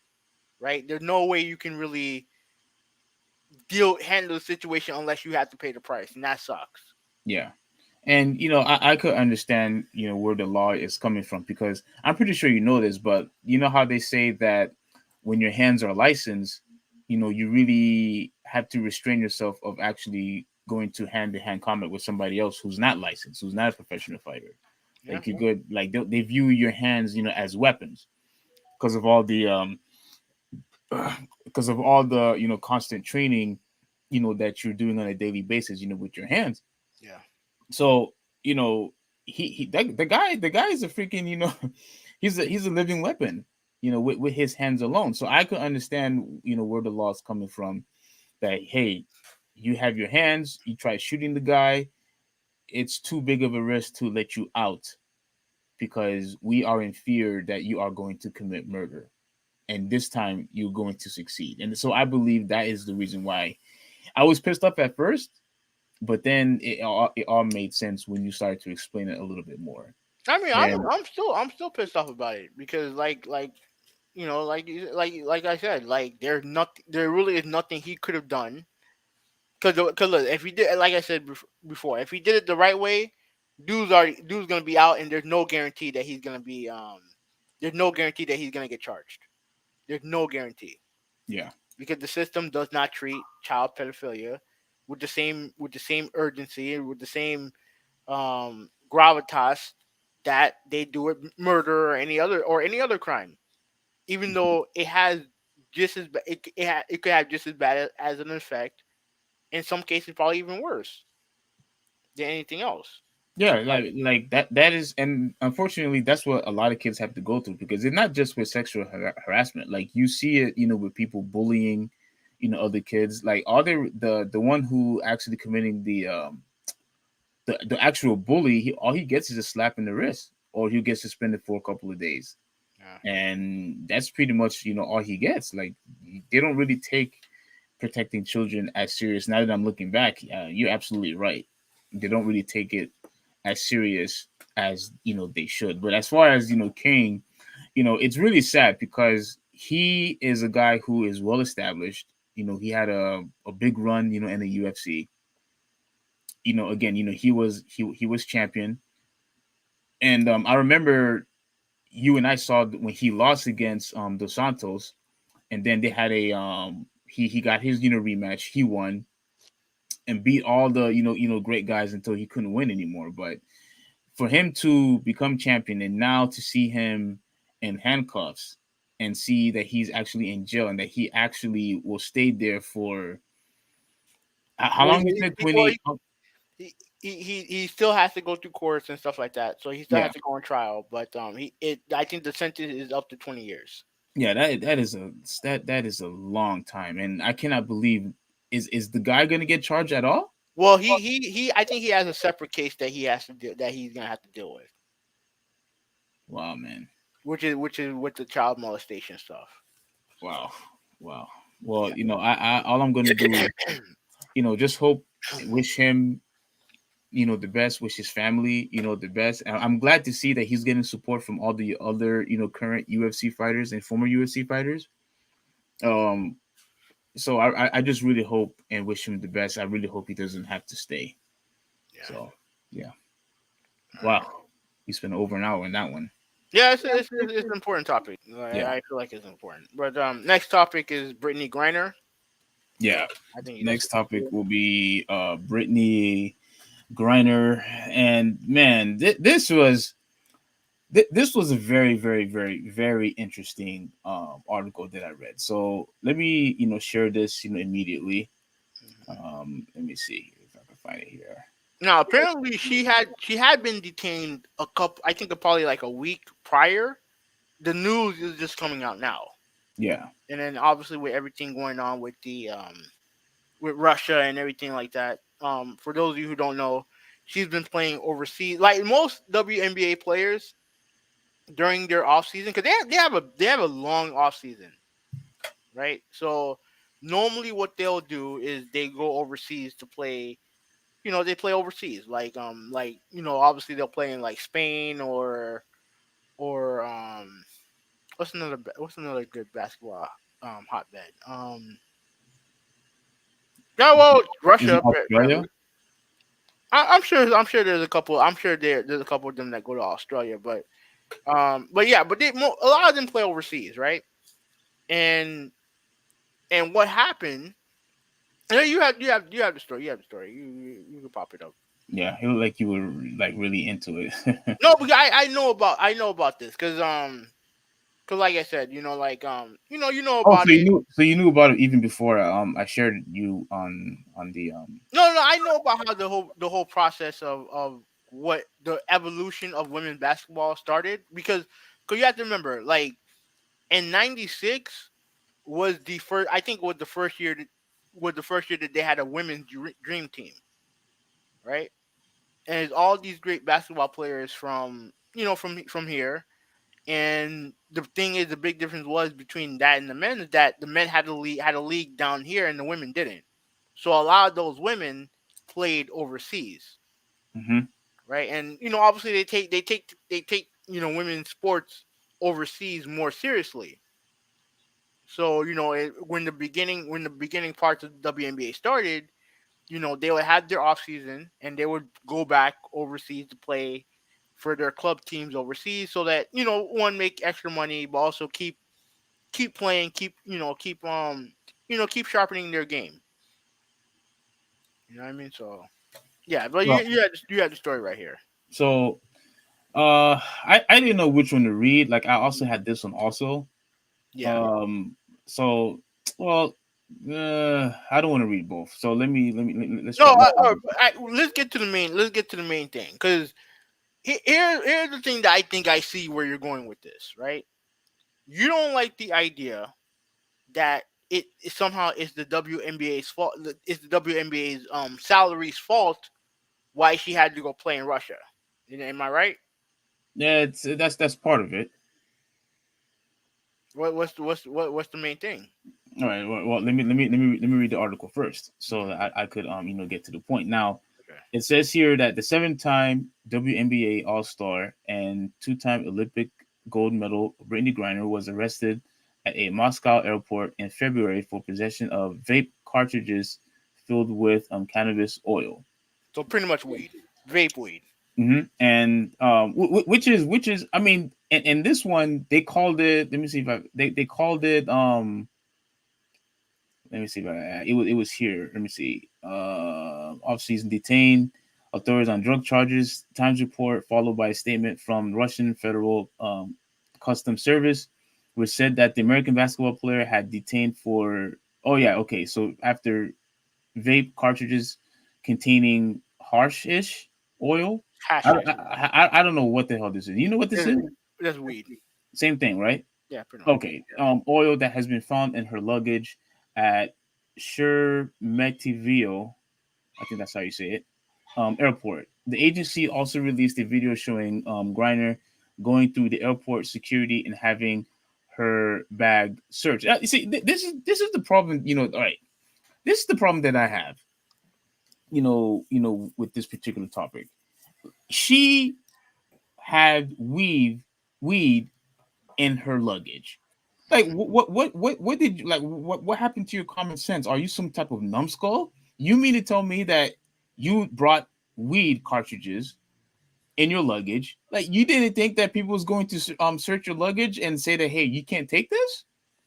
Like I don't get it. You can't take stuff like that, with you to any airport from what I've heard. So what makes Russia any going to Russia make going to Russia any different or leaving Russia any different? Like I don't get it. Like what happened to your common sense? What happened to your common sense? Like I don't get it. Like you wanna go to Russia to continue playing basketball to earn more money, but you're going to do this, which could actually jeopardize your future. Like this doesn't help you at all in any case. Like I don't understand. Now look, you're gonna probably get pissed off when I say this, but I don't understand how people will always constantly take weed over their $1 million profession. I don't get it. And first off, her profession not $1 million.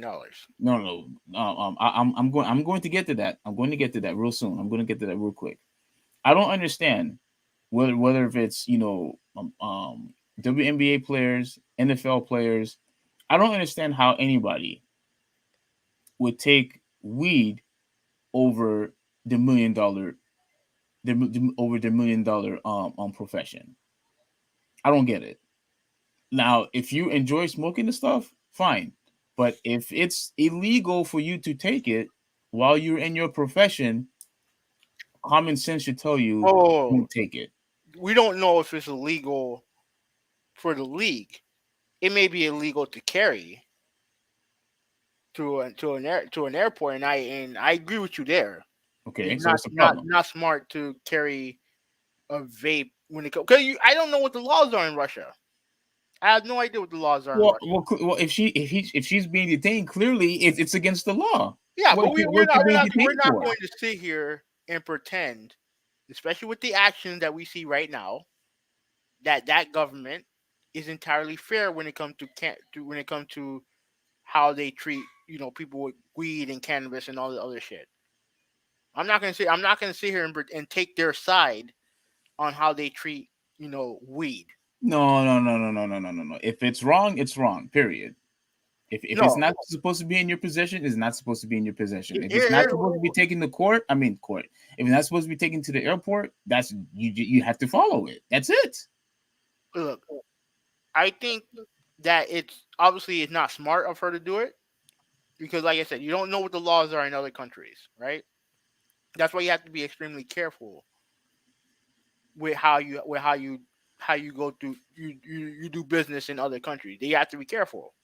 Now I don't know how long she's been playing over there in Russia. I don't know, but you have to be careful because you have no idea how archaic, how unfair, how evil some of those laws are overseas. You don't know. I'm pretty sure she's aware of it because she's played there for. This is not the first time she's played over there. I mean, yeah. Well, how long she been playing over there? Isn't this like her third year? I don't know. I don't know.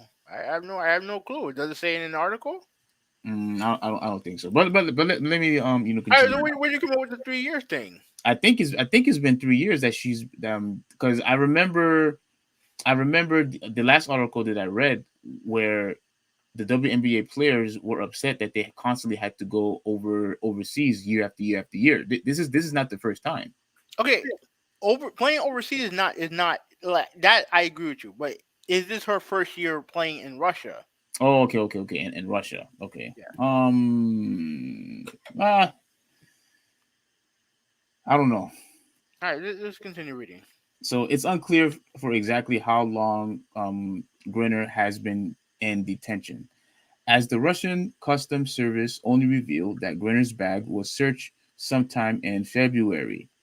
Griner's agent confirmed to the Times that her client is currently being held by the Russian authorities, and yesterday, Griner's wife addressed the situation in an Instagram post. Griner's detention is, of course, made even more fraught by the current strain on Russia and America's diplomatic relationship stemming from Russia's invasion of Ukraine. That's the other thing, and the heavy sanctions that the United States has placed on Russia in response. That's the other stupid thing. That's the other thing that I believe that why I called her a numbskull. Such a dolt. Like you know the situation was going on in Russia right now. Oh, I What? wouldn't. What you I think she definitely. doesn't know? You don't think she I doesn't know? not to this extent. No.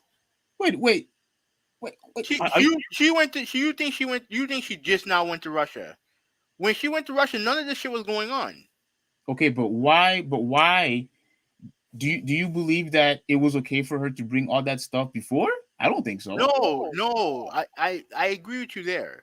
But this had not. But her knowing the relationship between America and Russia, I highly doubt she knows anything about that. I Mm, highly doubt that.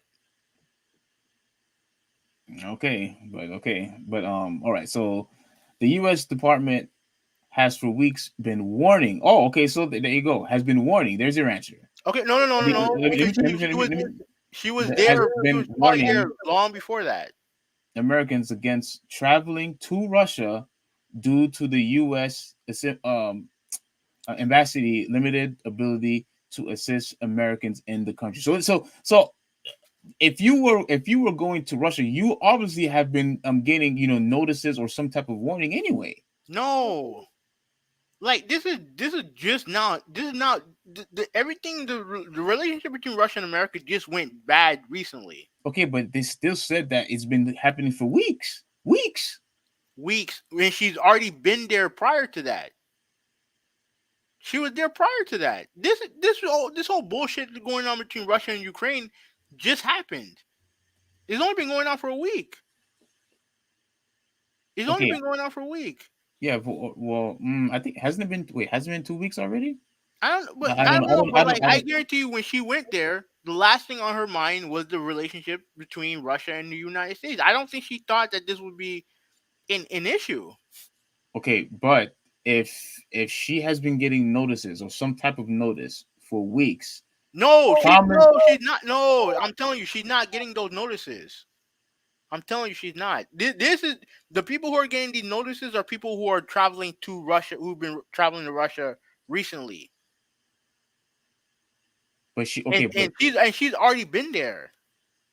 She's been there. hmm, I hope you're not trying to defend her for bringing in the crap that she wanted to bring. No, I mean, I just told you that I think it's dumb what she did. Okay, good. Okay, good. All I'm saying is that, like, her knowing the relationship between Russia and America, that's not something that she's gonna know, especially when everything had deteriorated recently. When she's probably been there. Okay, so the NBA season starts what, November, December, whatever. Their season ends a little bit before that. So I'm probably sure she's been there since late last year. But I don't know. I don't know when she decided to depart or commute, move, whatever term you want to use. I don't Yeah, know when she I left. guess you she was coming. She was on her way down here to start playing basketball here. Because the WNBA season is starting fairly soon. Yeah, doesn't it start after like a little before the playoffs? No, hold on. Yeah, I don't yeah, know. yeah, Okay, okay. yeah, All right. So yeah. Continue. yeah, all right. So this is where I was going to get at. This is where I was going to catch you. So why Griner was in Russia in the first place is a question that the WNBA will have to answer. The league's low salary and minimum efforts towards player support have for years forced even its biggest stars to treat their time in the WNBA as a part-time job. The maximum WNBA player salary in the 2022 was just over $228,000, and players can make far more than that playing in league overseas. In 2015, Dana Turuse Tarasi. Tarasi Hmm. was paid 1.5 million to skip the WNBA season entirely and play for the UMMC um, Ekaterinburg. I don't know. You know how to pronounce this? No, Oh, all right, then. but if I had to guess, and I don't want to like stereotype, but I think that's a German club, but I'm not 100% sure. Okay, and Liz Cambridge recently Oh, revealed hey, that she. wait a minute. Can I say this? I don't want to. I Oh know. yeah, I know this is a serious topic, but I do want to say I just recently followed her on Instagram. who? Liz Cambridge. Uh huh. What happened? Oh my God, she looked good. I'm Oh my sorry. When she dolls up. God. Oh my God. No, she took a picture with Who did she take a picture with? No, it wasn't Joy Taylor. I think it was somebody else. Um, I mean, dude, she's so much taller than everybody else. But God, Yeah, she's taller than a lot of NBA players. God damn, she looked good. I don't, dude. She looked good. I don't think she look all that to me. I'll send you a picture in the other chat. I don't think she looked that good to me. But I think she's fine. I think she's okay, but not nothing to go ooh ooh gaga about. All right, but Um, I'm so sorry for interrupting with my. recently, yeah, with your lust problems. Recently revealed that she has made 5 to 8 times as much money playing overseas than she has in the WNBA. Now, this is where I wanted to get to at. Hmm. Here's the problem this is the other problem that I have. You could say all you want that, oh, they don't make as much as, NBA players do. Fine. You can say that all that you like. But the fact that WNBA players make $228,000, they're still in the top 5-10% in the country of making the most money. She's still in the top 5%. So to me, if you are going to bring in freaking weed with you, you're still jeopardizing your future, a successful future. I like this, like making this amount. See, this is the problem that I have with a lot of people, and I think you are guilty of this too. You want to compare of what the WNBA makes to what the NBA player makes, and oh well, they're just making pennies. Well, who cares how much the NBA players make? Mind your business. Focus on your brand. Focus on the league that you are currently in. Who cares how much they make? You focus on your dollars and your money, and trying to be productive as best as you can in your league. Don't worry. Don't worry about LeBron James and how much Steph Curry makes. Don't worry about them. Worry about yourself. Clearly, she didn't do that because all she wants to do is smoke weed, because weed is more important than making $228,000, or well, whatever she was going to make. Because if she was going to make this amount, now she's in the top 1%. Regardless of how you feel about they don't make as much money than the NBA players do, if she is going to make this amount also by going overseas, she's in the top 1%. So that's even worse on her behalf, for trying to bring in drugs in the airport. That's even worse. And I don't appreciate the fact that this article, which let me see, what's this article? Okay, whatever this article is, Factor. and yeah, yeah, Factor.com. yeah. I was just trying to. Oh, Business Insider. Mm-hmm. It's so funny how these articles are trying to defend what she did because of the status of the WNBA, or basically, or what I should also say, oh, there's a gender pay gap in this country. Like, technically, what they're basically saying is, oh, it's the country's fault that why she had to look. It is not the country's fault why That's she had not. to That's go not what they're saying. overseas. That's not what they're saying. So what did they mean? What did they mean? What did they mean that by? Let me see if I can find it. Next February, guys, Western Authority, blah blah blah blah blah. What question that the WNBA will have to answer: the league's low salary, minimum efforts towards players support for years, forced even the biggest stars to treat their time to WNBA as part-time jobs. The maximum WNBA player is 228,000, and players can make more by playing overseas. So what are they saying then, Havenel? You said country. I don't see What? nothing. I don't see nothing regarding a country anywhere. All I see is WNBA. Okay, but isn't this what they're saying is that the WNBA is not paying the NBA players? They're obviously comparing it to somebody. I think they're comparing it to the NBA. All right. That's. I mean, you could assume that, No, but no, okay, who are they comparing it to? Tell me. probably the league that they're the overseas leagues. No, get the hell The out of leagues here, man. overseas. Hello. What? Wait. Wait. Are you not seeing this? Are Yeah, you not seeing this? This is who they're comparing it to, the leagues overseas that they're I going to. I I I I I think let me read it one last time. The league's low salary and minimum efforts towards players' support have for years forced even the biggest stars to treat their time in the WNBA as part-time jobs, right? The maximum WNBA player salary in 2022 was just over 228,000, and players can make far more than that playing in leagues overseas. In 2015, Dana was paid 1.5 million, which I said is in the 1%.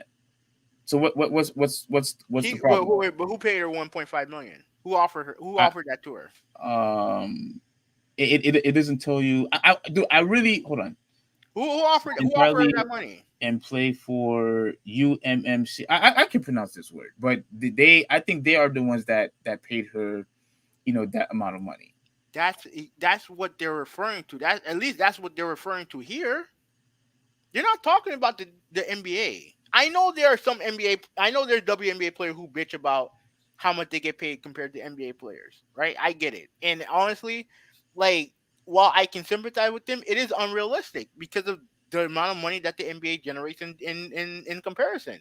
Okay, so who? And I'll give you a They're perfect. basically saying it's not. I'll give you an example. They're Let me give you saying an it's example. somebody's Let fault. me give you an example.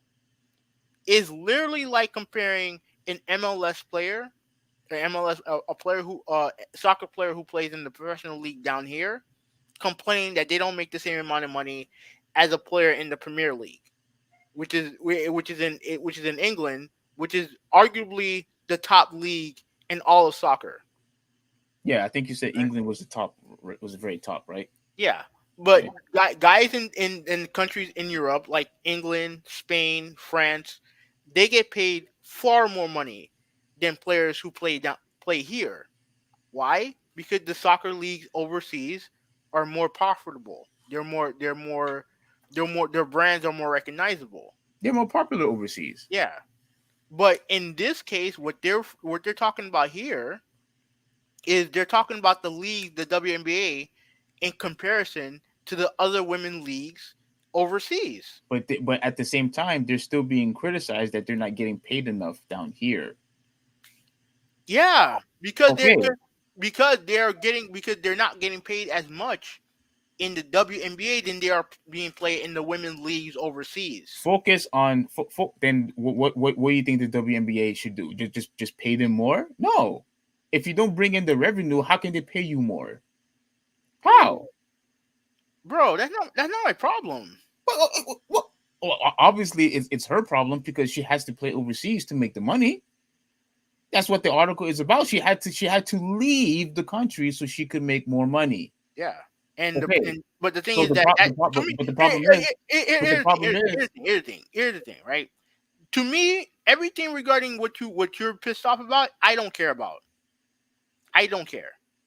Because I think even if, let's say for example, let's say if they get paid the same amount, the competitive wages for the WNBA as opposed to the other women leagues out there, I still think some of them are going to go overseas so that because like I said, the women's basketball offseason is very long.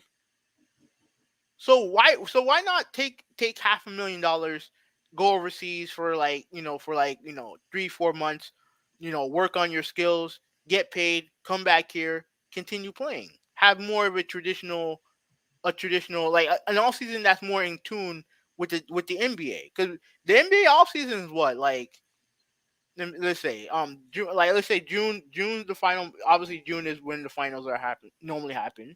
mhm. So you have July, August, September, October. Like you have like three and a half months of an off season, I thought it was right? 4, but okay, you're right. Okay. Well, I mean, some games start in October, late October. I think the Okay. earliest game is probably late October. So you have July, August, September, October. So yeah, 3.5, 4 months, right? Mhm. That's an off season for an NBA player. For a WNBA player, like it's probably the off season is probably what, like 6-7 months. Yeah, because they only have like what 32 games, I think. Yeah. So to me, them going overseas, that's normal. To me, that's normal. That's normal. The one thing that I can say unequivocally is that if you are the WNBA, I don't know this for a fact, but they should be the top league in when it comes to women's basketball. It should be the top league in the world. It You should think be. so? Yeah, it should be. What, It what, should what, be. why okay, you said that in Europe the biggest league is the soccer is bigger than over here. Why Yeah. can't that be the same way with the WNBA? No, I mean it can be if they want, but you Okay, have no, to. no, that's what it is right now. But you have to realize that if that's the case, then a lot of the best players are gonna stay over there in Europe. That's fine. Until, Even though the best basketball players are here, are here. Like you can make an argument. Like when it comes to like soccer, the best soccer players are either developed at least most of the time, are either from Europe or South America. Because that's where the sport is most popular. The sport is most in an area where the sport is more popular. You're going to have better athletes that breed out that come out from that system. Basketball is a global game. It's a global game. It's played everywhere. mm-hmm. The best athletes tend to be from here, whether it's men or women. Men or women. So, and if you're going to have the best, if you're going to have the best soccer player, you need to have the best leagues. You're going to need to have the best You're going to need to have the best organization to not only to develop the player, but keep the tradition of pretty much player development, developing the players. When you see relinquish that, you're no longer gonna have you're no longer gonna have the best players. that And that's not their problem, because until they find a different recipe, like I tried to tell you before, it's not going to matter what they do. It just doesn't matter anymore. People don't care about the NBA in this country. They don't. The ratings show it. The lack of merchandise being bought obviously shows it. And people just don't talk about it. Like what we care about is the NBA players. That's who we care about. And unfortunately, they have to compete, for attention, against the NBA players, and it's just not going to work. And the recipe that they've been using for the past 25 years hasn't been working. again, I don't care about none of that. That's not what's important here. That, that, that Actually, is, that is that is important, because that's the reason why they're leaving. no, Yes, no, no. yes, The reason why they're they're not leaving is making they're because not they're not making making. money here. They're not Yeah, making no. money here. The reason why a lot of them leave, yes, it is due to the money. That's the primary But reason. but That's the primary reason. okay, look, the problem is right now is that she's being detained in Russia. That's the most important thing. Everything that you want to argue over, to me, that stuff is not important right now. Let me tell you why it's important, because they're making it seem that if she had made enough money over here, she would not have to go to Russia. That's what they're Like basically saying. maybe not. No, Maybe don't tell me maybe. That's no, exactly no, what no. they're saying. If she makes more money here and she still gets an offer from a team overseas to play half the year, then she probably would still go. Absolutely not. If you are You don't know making that. You don't know that. if you are making millions, if you are making $1 million now, why in the world would you want to go overseas to play more? For what? Do you see LeBron James going overseas to Okay, make more again, money? okay. He makes million. He makes multi. He's Don't worth don't don't. almost He's $1 billion. he's not he's not making billions. He's Stop. worth almost $1 billion. Stop. I heard He's worth $1 billion. you were about to say the B word, He's worth and you a caught yourself. $1 billion. And you caught yourself. He's worth $1 billion. And you caught yourself. Listen, he's worth $1 billion. That's a shitty comparison. No, it's not. No, yes, it is. No, it's not, because She don't make nowhere near that amount of money. She don't. okay, and neither do other NBA players. I get. Do you think other NBA players will love to make as much as LeBron James and Steph Curry? Of course they do. Yeah, but here's the thing: the lowest salary for an NBA player is still in the millions. What's the high? Look at this high. Look at the maximum salary that you have here, $228,000. Which is Now still, to us, that's a lot of fucking money. it is a lot of money. Yeah, I would love to make that type of money. Exactly. I like to make that type of money. But she's making more than doctors. She's making more than engineers. She's in the top 5% right now fine. currently. But when you have situation where you have to deal with taxes, not only do you have to deal with taxes, here, but you also overseas as well. Like just because they make this base salary doesn't mean that all of it just goes to her. You got lots of other stuff to pay for. Lots of other stuff to pay for. Have it know to earn that amount of money. I need to help you out here. To earn this type of money in 32 games, you mean to tell me that that's not good? It's that's on the high end for them. But even then, I don't I clearly it's not if a lot of them are still going overseas. And look what look okay look at what Liz said. She said she makes 5 to 8 times more. She made 8 to 10 times more, and they don't play. And if I'm correct, they don't play. They don't play.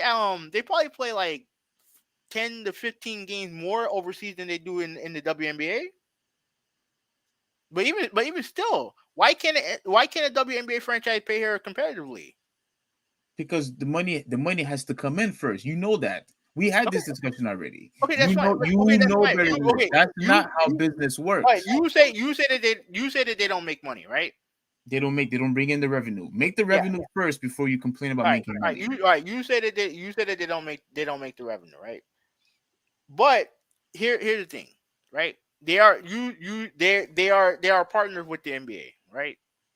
They are partners with the NBA. Obviously, if you want if you want to be represented at the best league, you at some point you are going to have to pay competitively compared to the other leagues in Europe, to the How? leagues in Europe when it comes to the women's game. How? Not my problem. I see. So okay. So don't make a suggestion if you don't even know how. No, no, no, Don't no, make no, a no, suggestion no. if you don't even know No, how. it's not my job to find out how they make more money. That's not my job. But That's not. I'm not getting paid for that. I'm not getting paid for that. but you're suggesting that would fix the issue. So you Yeah, I need to would. give it. So give it. If you want the best employees, right? You're gonna have to pay competitively. What are we seeing right now? I see fucking McDonald's saying, oh, we'll start you off at 11. You got jobs saying, oh, we'll start you off at this, and this to try to get people to get into the door. How is that not any different than the WNBA? Because The WNBA is the top league. It should be the top women's league in the world. It should be because it had the best players. okay, the difference is because they have the money. McDonald's, they have the money. The WNBA don't have the money. If you have to get subsidized, you don't have any But money. who are they subsidized by? The NBA, Okay, and do the NBA have money? of course they do. Okay, then it's a mute point. It No, is it's a mute not. point at the end. Yeah, it is a mute point at the end of the day. It is. In order for a company to succeed and to flourish, it has to be able to stand up on its own 2 feet. It cannot constantly try to take money away from At, another company. That's not at how the end business at works, the end and of the that's not day, that's not at how. the end of No, the no, no. day, I want to finish, and go. that's not how the economy works. That's fine. At the Okay, end of the day, if you are an investor and you are going to invest in a company, you expect some type of return. The WNBA is not giving any returns. okay. At the end of the day, Why? Because it's a dead at product the end from of the the very start. day, at No, the no, end of the there day. is not at the end of the day. Yeah, there is. No, no, no, there Yeah, isn't there is. because they Yes, have there to is. take money. Yeah, They there have is. to Look, constantly look, take look. money to At the stay end of the afloat. That's day, not how at business the works. end of the day, This is a at the business. end of the day. No, no, no, no. There is not No, at no, the no. end of the day. No, I'm going to finish. I'm going to finish, and then you're going to listen to me. At the end of the day, if you are the best, if you are the most recognizable league, that's irrelevant. no, it is relevant. That's irrelevant. If you are the most recognizable league, you need to have your players be played at least respectably compared to the rest of the league. If That's you have the best irrelevant. players, if you have the best players, if you have the most recognizable league, you need to pay those players comparatively. How are you going to do that with zero money? Hey, look, that's not my problem. Okay, so you don't even know what you're talking about. No, no, no, no, no, no, You don't know no, what no, you're no, no, talking no, no, about. no, no, You no, have no, to no, no, have no, the no, money no, no. first. No, You have to look, generate look. money in order for you to give money. Even if they did, you think the owners are going to try to give the players money, or they're going to try to pocket that for themselves? What do you think they're going to do? Wait, what? Are you serious? Yes, I'm dead fucking serious. This shit is collectively bargained. Oh my goodness. Okay, if you have TV deals, and I didn't even want to get down this path, but if you have TV deals that they're trying to get, like all this is about exposure. right? If they get more exposure, they'll make more money. If they get more TV time, they'll generate more money. The owners are likely going to try to pocket a lot of that money, and the players are going to try to combat that. At the end of the day, if you want your league to succeed, at some point you're going to have to up the wage of the women. That's not. So That's so not. so That so does, that so that upping, situ- upping so the wage of the so women doesn't make the league better. so that situations like this don't happen.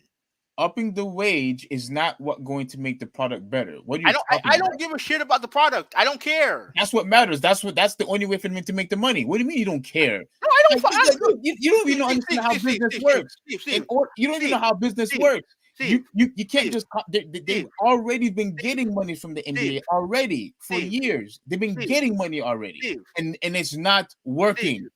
Steve. Let me ask you a question. It's not Let me ask working. you. Let me ask you a question. Do you think that the best games make the most money? What are you talking about? The best games. The best game. You think that You you mean think that the company that make the best game make the most money? wait. Are you talking about basketball? I'm talking about anything in life. Anything. Do you honestly think that the best product makes the most money? In most cases, yes. Name a case. Name a case off the top of your head. Name a couple. Well, that'll be anecdotal if I do that. Let me see. Why not? Just do it. Okay. The PS2. There you go.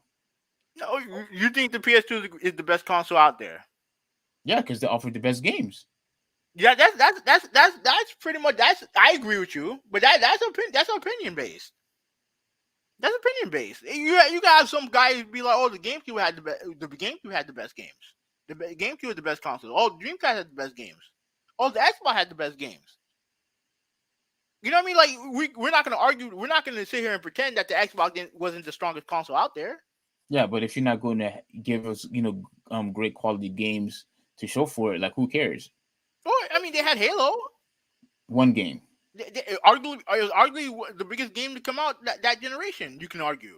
Yeah, but Okay, PS2 okay, okay, had okay, Metal Gear okay. and Breath of Auto. My But point, I don't want to no, go no, no. to a console My war thing. point is that regardless of how you feel about the product, doesn't mean anything Yeah, it in the does. grand scheme of things. No, it doesn't. Yes, it Because does. at the end of the day, the goal for a business is one obviously to be profitable. You're right there. That's number one. You're right there. But Of when it course, comes I'm right. when it comes to that product, to the WNBA, their goal ultimately, in order if they want the basketball association, if they feel like it's important for the NBA, for the basketball association, or for the basketball what do you call it, if they're interested in basketball being the number one sport down here in this country for women, they're going to have to up their wages. They are. At some point, they're going to have to up their wages, because if they don't, you're going to have more of our best women playing overseas. That's fine. I That's mean, good. you don't have to care, but they have to Cool. care. They Yeah, have to care, because no, no, they're the one no. that They don't. They they're don't. the one that had to develop these players. They're They the one don't that have. had to develop them. They don't have to care about anything. That product should have died a long time ago. You can feel that way all you want. The facts are, they don't feel that way. You feel that way, It's a but they fact. don't. No, no, It's a no, no. fact. The numbers You feel prove that it. way. No, that's The fine. numbers prove it.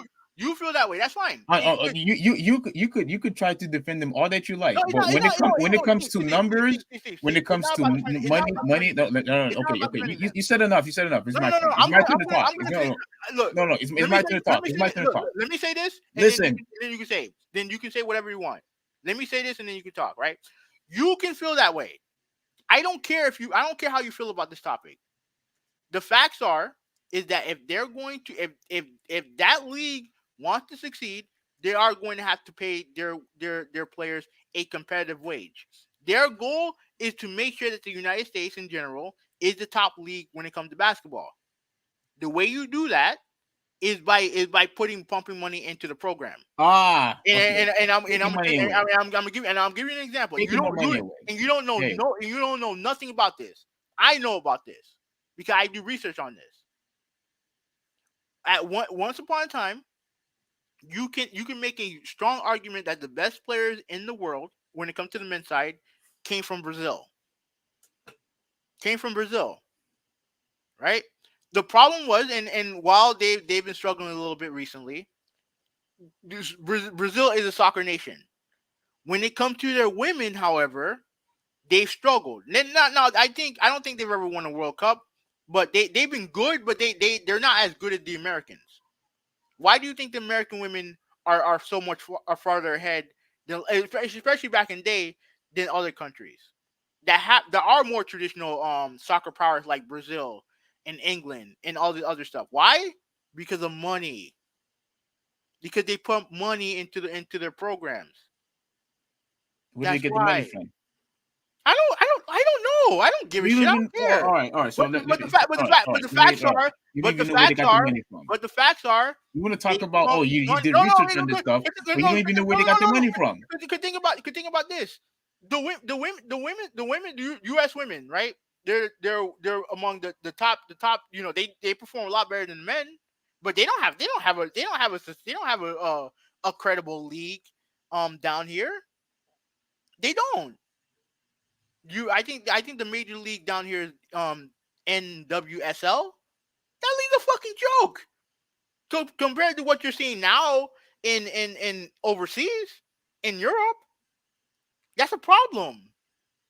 And even though the women down here are still great, if they don't have a domestic league that can rival what goes on in Europe, they're gonna get left behind, and that's not a good thing.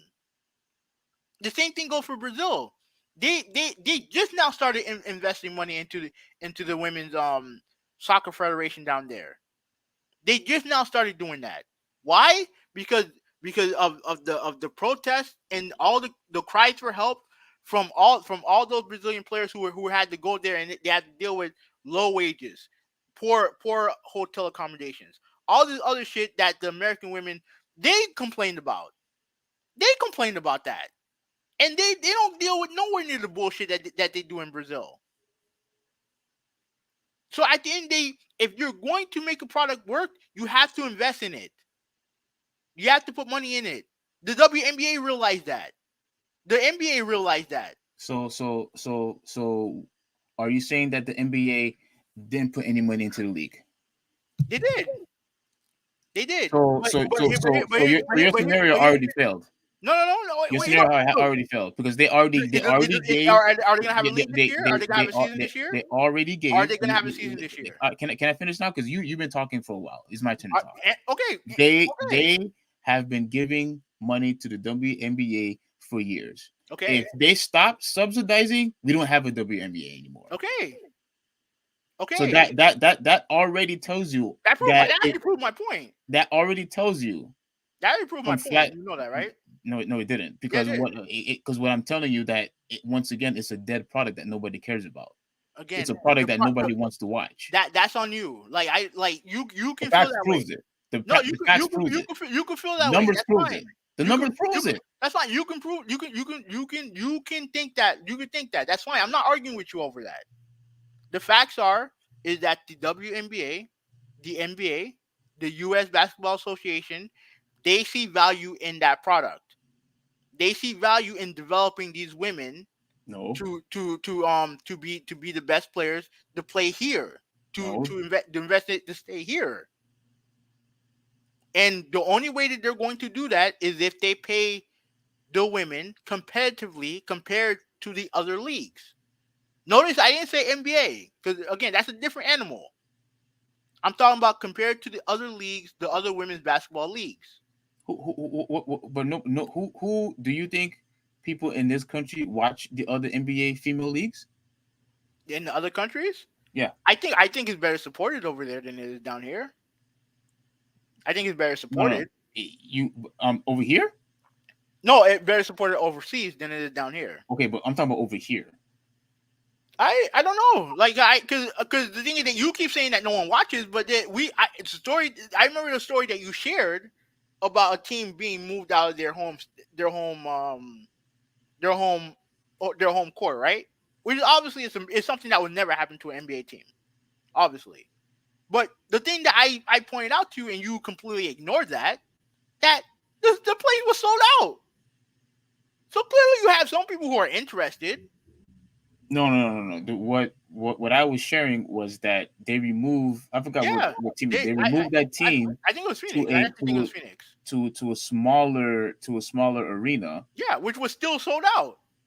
Okay, but it's a lot easier to sell out when the max capacity is I only mean, like I 5,000 mean, people. how it's hard to it's easy it's hard to sell out when I'm told that this product no one watches, and yet the place is sold out. When it was like 5,000 people, yeah, sure, It was go seven ahead. thousand, but the place sold Yeah, out. okay, You but you're the same guy who keeps that's telling me that no one still watches.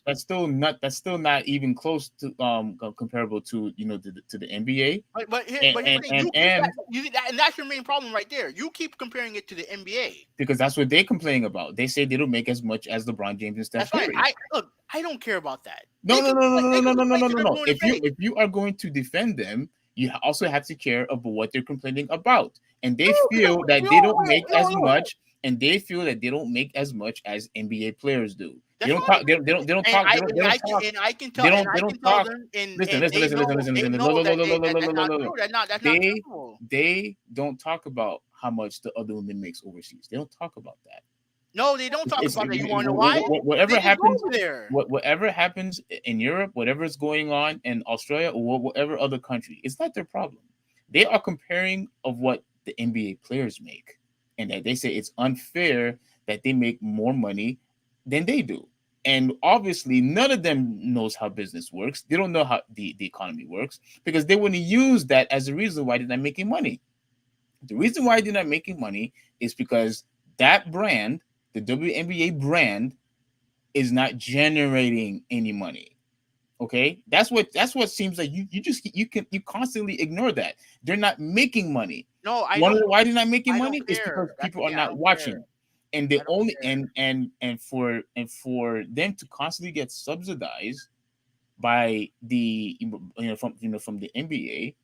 That's not how you make the company flourish. What makes the company flourish is for you to try to figure out a way how you can end up on your own 2 feet. Stand up on your own 2 feet. That's what you're supposed to do.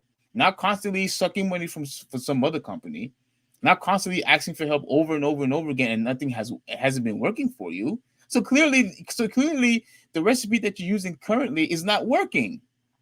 It's not working. Again, And none of this stuff that I care about. is it unfortunate that Griner had to constantly go overseas to make more money? Yeah, but guess I, what? But you guess know what? what? I But, actually but, don't but, think. I don't even but, think but, that's a big deal. but guess what though? That's just how life is. That's just how business is. That's life. Period. If you have to find some other way, whether it's working 2 jobs, working 3 jobs, having a side hustle, owning a business, that's just how life is. You have to figure out some way to make extra money because the job that you are currently in is not working for you. That's what you have to do. And if people have a product that they don't want, you're not going to make money off of that product. Period. That's just how business is, and that's how it's going to remain for the remainder of our lives. Where's the money going to come from?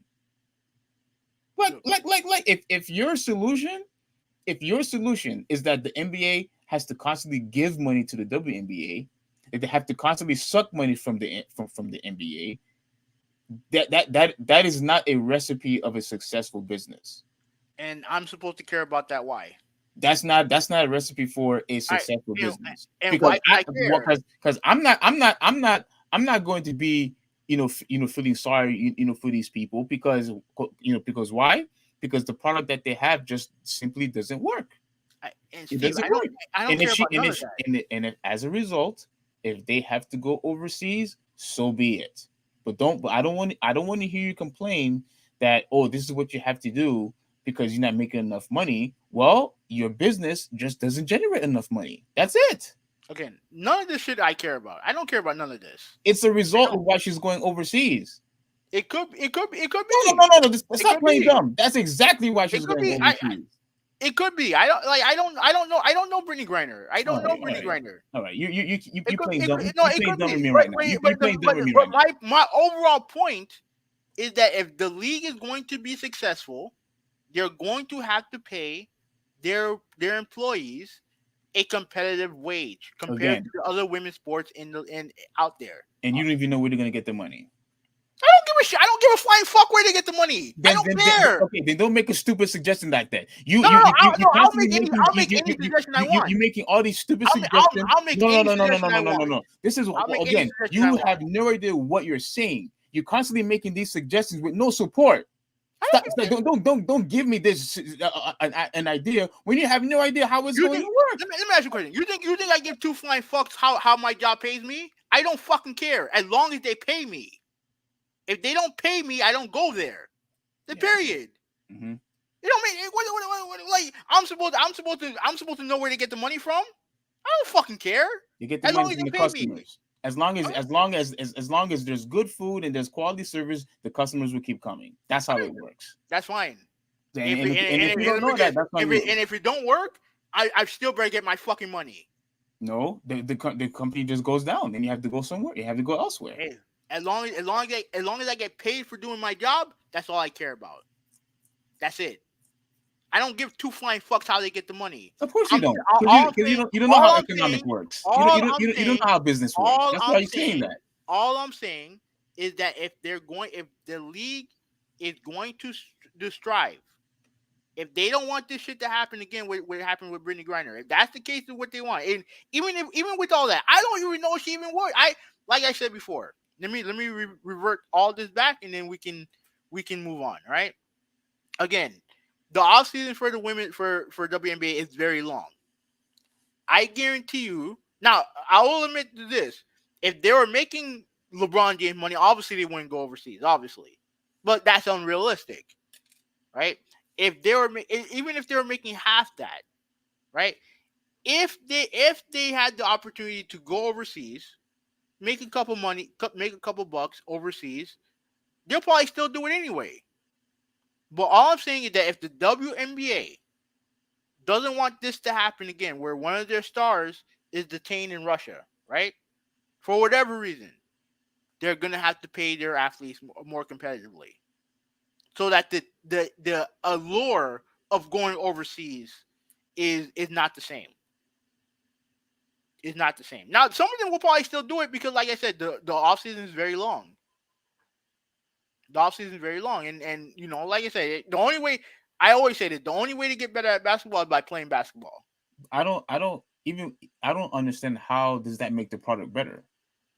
I mean, I don't know if it makes the product better or not. Like, I don't know. If every single player were able to get $10 million, so forget the 1.5 million that she was getting. Let's say they all got 10 million. Mm-hmm. How does that make the product better? How will that engage more people to watch? That's not my problem. That's not my problem. If let's say if my job paid me more money, you think I'm going to change the way I work? No, they're paying me for what I've done. Now I know this situation is not the same. All I'm saying is this, right?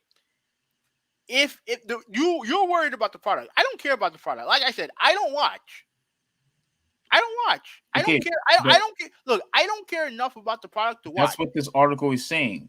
They're implying that these players have to go overseas because they don't make enough in the WNBA. Okay, But they fail to. what did that have to do with the product itself? They fail to, but they fail to bring up that the money that the WNBA is not making money, and that's why they can't pay the WNBA players that type of money that they're asking for. But your beef with them is the product, not the money. It's not just the money, but you're also bitching about the product. Yeah, because you can't don't complain that these players have to go overseas without even trying to figure out why they're not making money within the WNBA. Don't sit here and tell me, it's so bad that these players have to go overseas. Okay, why are they going overseas? Oh, because they don't make as much money. Okay, why aren't they making as much money? Because the product is not making money. But they don't want to say that. That's the problem. If you don't address the issue, it doesn't get fixed. And so by not getting it fixed, these players have to continue to go to the WNBA. So you can say that you don't care all you want, but now you're just going to remain stagnant, and they will continue to make the money that you're making currently. And then that's going to lead to what more? To more what? To more wear and tear, because they're playing in two different leagues, right? Yeah, but that's been going on. That's been going on since the inception of the league. That's been going on since the league started. Yeah, so you And had and to. and I do think that part of the reason why it happens is because the off season for the WNBA is long. It's very long. And unless they can get They're not gonna have them play 82 games. That's not gonna happen. no, definitely not. I don't think so. But I don't know how many games they play now. But like I It's said, around like 32.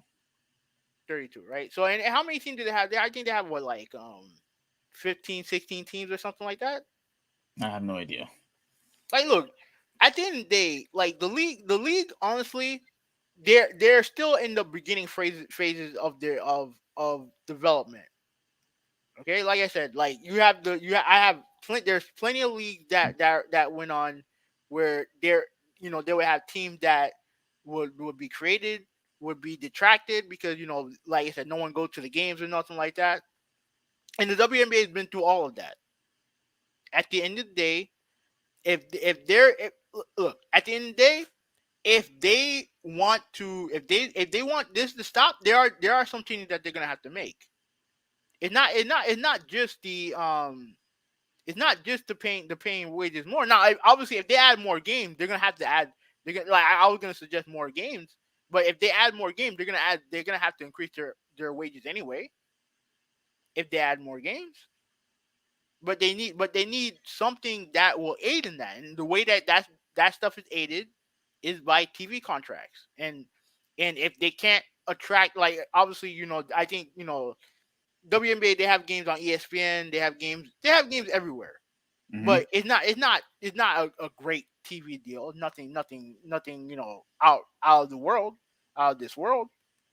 But if they get a real good TV deal, then obviously the players, like, again, all this is collectively bargained, and the players gonna want their fair share. They're gonna want their fair share. So no matter, regardless of how the product is, whether the product is good or bad or indifferent, the facts are is that if the WNBA cares about his league, they're gonna have to find a way to increase wages. That's all I'm saying. They're gonna have to find a way to increase wages. They're gonna have to find a way to make the off season not as long for some of these women. Like, and at the end of the day, women, they're gonna do, and they're gonna have to, and also, if let's say for example they want to put in a clause a clause in the contract where, oh well, if you sign with us you can't play for nobody else, right? Let's say if they do that, right? The player can sit there and tell them, well, listen, if you're telling me I can only play for you, then you're gonna have to compensate for the money I'm gonna lose playing on the other team. You know what I mean? And I guarantee the owners are not gonna want to do that. But if they want the player, then it's a give. You get what I'm saying, right? It's a give or take situation. Hmm. To me, it's a unique situation when it comes to this because, like I said, with NBA players, they don't deal with this at all. They don't deal with this at all. If they're playing overseas, the reason why they're playing overseas is because nobody here wants them. But with the WNBA players, they if they if, like, either it could be because, oh, they don't make enough with the WNBA.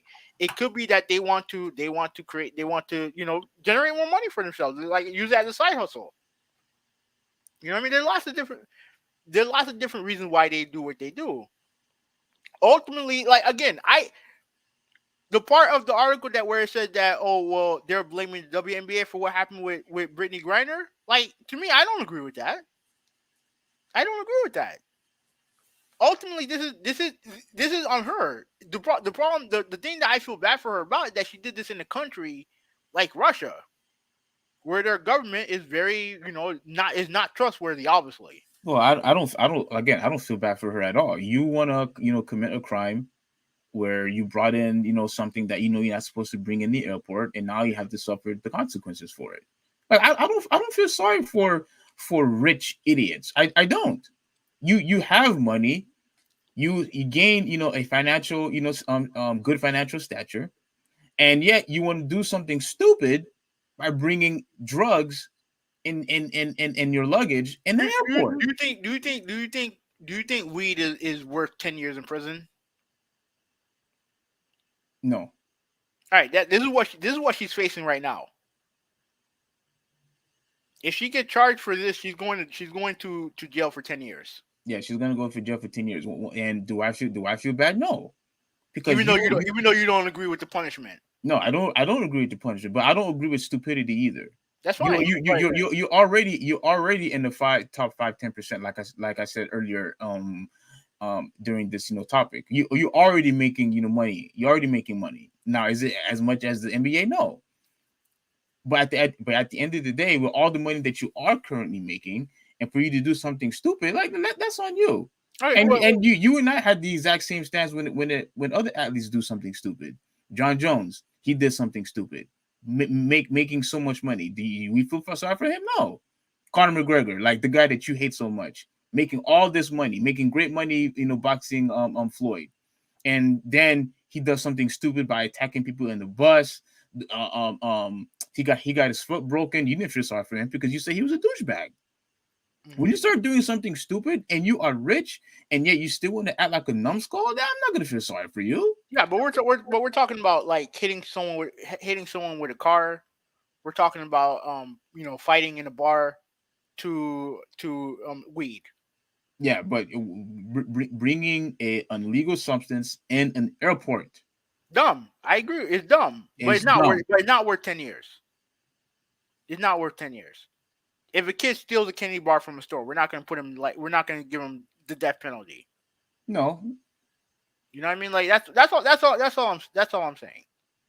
Now, again, the premise of the article that you pointed out, I don't agree with the premise because, like I said, there's many reasons why they go overseas.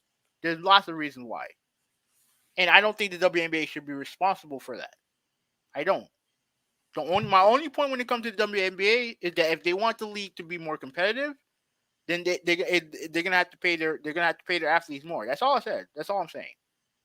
But when it comes to this situation, I agree what she did with Dumb. There's no excuse for it.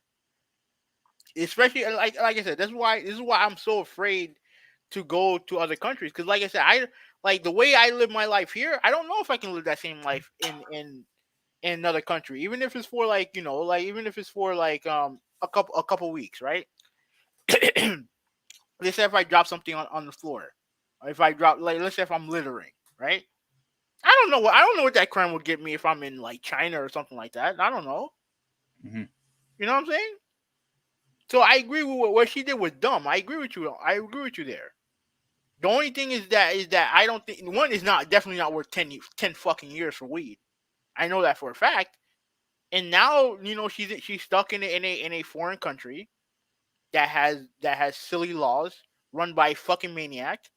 Yeah, I feel I don't what I mean, I feel bad for her. No, she jeopardized her own future. She made the decision. You completely dismissing the fact that she's in the wrong here. That she's the one who committed the Okay, crime. that's fine. But She was the like I said, one that predetermined and wanted to bring this I stuff in agree. the But airport. but again, a kid stealing a candy bar is not worth the death penalty. It's not worth jail time. I look. I don't think weed is worth 10 years. I don't. So yeah. So I'm gonna feel bad for her there. Even though I can agree with you that what she did was dumb, not worth 10 years. Hey, maybe in Russia they're just more strict laws over there. Maybe that's what it is. Yeah, it could be. It could be, but it's not worth 10 fucking years. I'm sorry. There's nothing that anybody over there would tell me why containing weed is worth 10 years. Yeah. They can. I'm trying to use what type of vulgar language I want to use here. I'll be nice. They can kiss my ass with that bullshit. They can All kiss right. my ass. I don't. I'm good with that. Anyways, all right. Oh, wait, hold on. Let me read some of this stuff from Mota. Um, all right. First, he said that it's not fake weed. Did I call it fake weed? I don't think I did. Um, it's THC carts, and the carts that have THC, which is inside weed, right? Yeah. Yeah. All right, and then he said that doesn't mean she thinks weed is more important than making money. That so he dis he so he now he does wait hold on. But I agree the GameCube had the best games. No, let me address. Look, if you are making millions upon millions of dollars, and you Which know she's that, not. Which she's not, by the way.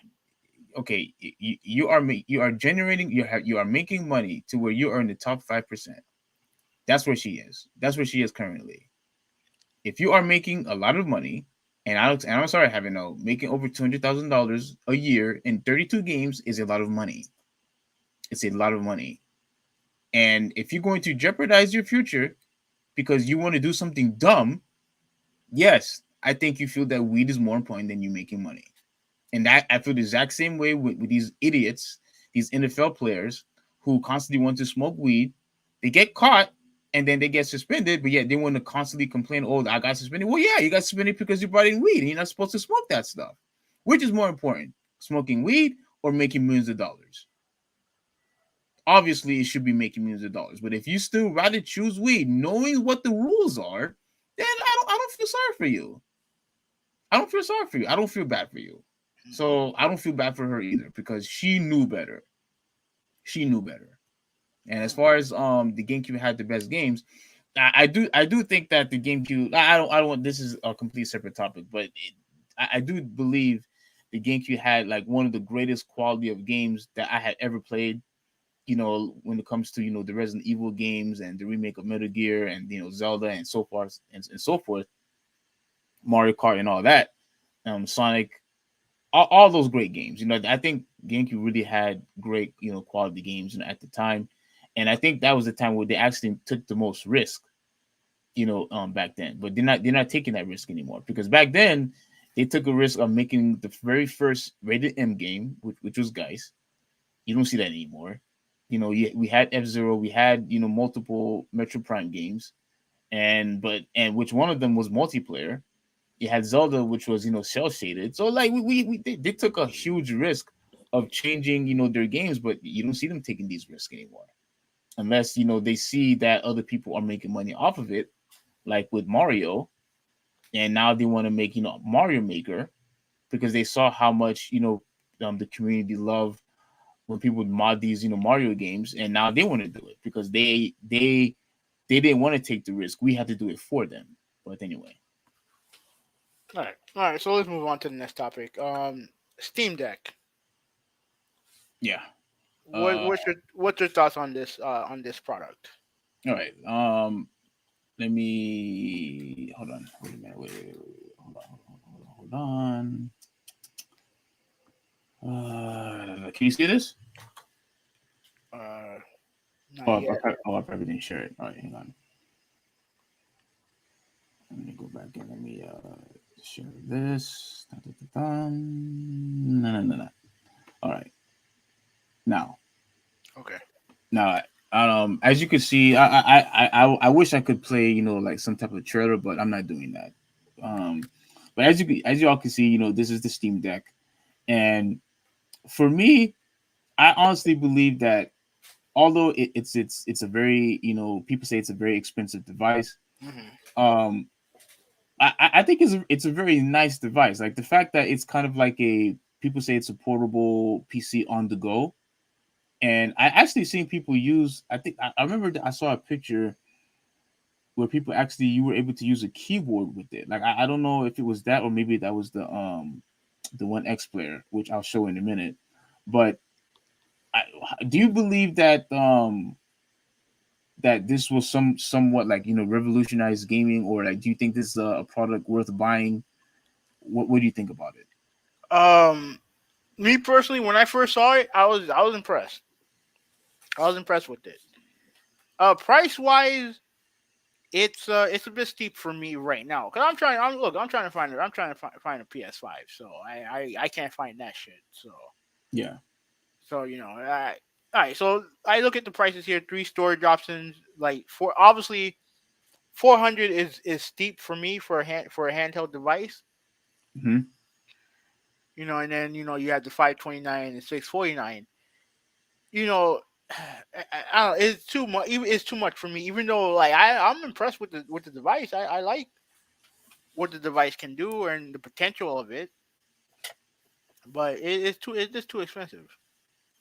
Oh, so even with all the good gadgets and all the goodies that come with it, you still think it's too expensive of a device? Yeah, Really? yeah. Do you think are you aware that the iPad is over $600, And are you aware that I would never buy an iPad? and there are some that's like $1,000, Yeah, and and I people would buy never it, buy one. Huh? and people buy it. Yeah, people buy it because like people like to buy like people like to buy what they want to buy. No knocking them, but I'm not. I'm that's not me. I can't do it. Oh, you can't do it. So so even 399 is not worth is just not worth it. I don't. For me, hold on. Back of my ear. Yeah, for me, uh, nah, really, nah, not right now. No. Okay. Well, here's the thing that I wanted to talk about. So, well, there was two articles that I wanted to share. So, the Steam Deck reportedly had already suffering major hardware problems, and Which is common for new devices. I never like to, I don't let that slide. I don't. No, no. I mean, as long as they have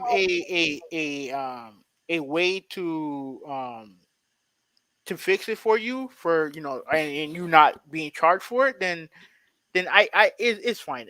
Trust me, it's annoying. I agree with you there, but like I understand it.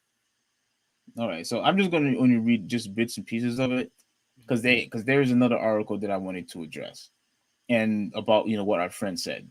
Mhm. Valve may have only just started shipping out Steam Deck orders within the past couple of days, but it looked like the new handheld PC platform could already be suffering some pretty major problems.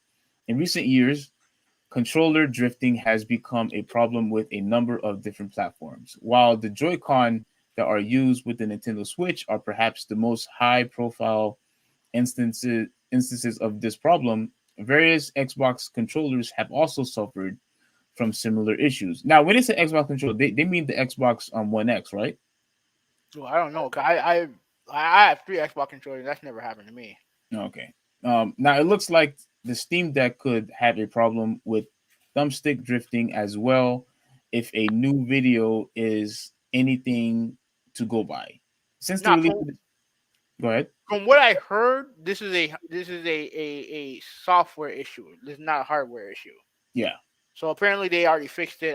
Like I said, I don't know. yeah. So since the release of the Steam Deck, multiple users have shared videos to the platform's official subreddit that shows drifting taking place with the right stock. Right. I think they meant to say right stick. I don't Probably. know. If you're not familiar with what drifting is, we know what drifting is. Yeah. Do you want me to play the video or no? Yeah. Go ahead. All right. So let me see if I could. No. Yeah. Yeah. I mean, I don't know what he's doing, but No. No. He's testing. He's oh testing. yeah. Okay, you can see the numbers here. Yeah. Okay, so as you can see, there's obviously there was still movement. Here's the thing. What I have a problem with, right? Regardless if it's a mechanical issue, hardware issue, or software issue, Hmm. right? You and I had this argument, and I think Yoshi was part of the argument to a degree, Yeah. where we said if it's the Switch or if a controller or whatever has drifting problems, to me the console is useless because you can't use the console anymore. If the controller is broken, you can't play anything, right? But Hmm. in this case, now where I kind of agree with you when it comes to the Switch, that is probably worse for the Switch. The reason why I don't necessarily feel that way is because even with the Joy Cons, you could switch them out and buy a new one. Which Now, are it $70. well, the PlayStation controller isn't that around that price range too? Yeah. Yeah. So either way, you have to spend that amount of money, whether if it's the Switch or the PlayStation or Xbox. you still have to pay that price. So to me, you should never have to go to something like that.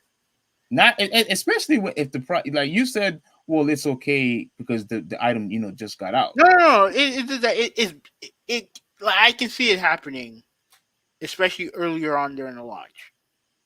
Remember, Oh, this stuff is being this stuff for the first time being mass produced, and I'm not going to sit there and pretend that everything is going to be perfect when that stuff happens. When that stuff happens. yeah, but my thing is, if you are going to give a device at that price range, you better make sure everything is top notch, in my opinion, especially for that price. It has to be top notch. You see, they don't unlike the Switch and unlike the a traditional console. You can't just freaking say, oh, I'm gonna just buy a new controller or just buy new Joy Cons. You can't do that with this. Obviously, you're gonna have to, whether if it's with this or whether if it's with the Switch Lite. If your stick is drifting, you're stuck. You're screwed. There is a new controller, new Joy-Con that you could buy. You're stuck with that console, and you have to basically ship it to Nintendo or Valve or whoever, and wait like probably weeks to get it back for it to get fixed. I don't care if I only have to pay a penny. I don't care if I have to only pay for shipping and handling. I should not have to go through this under any circumstance. I'm not supposed to go any type of drifting whatsoever, especially for this type of price. I'm sorry, I haven't. I know you. I know what you're trying to say. Well, it's a new product, whatever, whatever, whatever. But drifting is unacceptable. It's unacceptable. It should never happen, because that is something that I believe, in my opinion, where companies have to take pride in making sure that is always a good goal for especially the controller, because again, if the controller is no good, you can't play anything. You can't play anything. Like I remember someone mentioned that he couldn't really watch his TV because his controller was broken, and you couldn't change the channel or even turn off the TV because they had no buttons on the TV. You had like you basically have no choice but to buy a new controller. But in this case, with this or with the Switch Lite, you screwed if the joystick is ruined. Like you basically screwed. So let me finish this last one here. It says perhaps the worst thing about the Steam Deck having a problem with controller drift is that the thumbstick and the hardware are permanently locked to the system. With the Switch Joy-Con, if you happen to run into a drifting issue, you can always swap out the Joy-Con for a new pair, even though this is expensive to do in its own right, like you and I just mentioned. With the Steam Deck, there's no easy way to ratify the problems unless the entire platform is sent in for repairs. That's the issue that I have. This is why I kind of disagree with you. If it's a controller, fine. You could buy a new controller, maybe send out the one that's currently broken, and you can still play the console. Here, you have to give away the entire handheld and ship the entire handheld. Now you have no handheld to play. Now you have no Steam Deck to play. And that is why I believe that companies should take pride in making sure that all the buttons work, that all the joysticks work, and that everything inside the device is working properly. Everything. No, I understand that, but like there are going to be times when devices are faulty, and all it matters is how they handle it. Pretty much, like if they handle it and all you really gotta do is just wait, then I can get over it. It's not a big deal to me. So you would be perfectly fine of sending your handheld away weeks until you play it again. You'd be okay Yeah, with that. yeah. Wow. I already spent like what 30 years of my life not having one. Like, what's a couple more days? If Well, if I if I want it to work, yeah, well, here yeah. here here's the good news of it though. So wait, hold on, this is not it. Where is it? Is it this one? Well, Okay, why you? this one says some early Steam Deck owners are. Hold on, this is not it. All right. Well, why you look for it? Multi asks, will the Steam Deck succeed? And he doesn't think so. Me, I think he'll do fine. I think he'll do. They'll do fine. Wait, Moto, why don't you think it's going to succeed? I'm very curious why you don't think it's going to succeed. I mean, it's not gonna do. It's definitely not gonna do Steam numbers. I mean, it's not gonna do Switch numbers. Definitely not doing that. But Is that why you feel like it's not going to succeed because it's a competition with the Switch? telling me, No, no, I'm talking about Moto. Well, and you for that matter.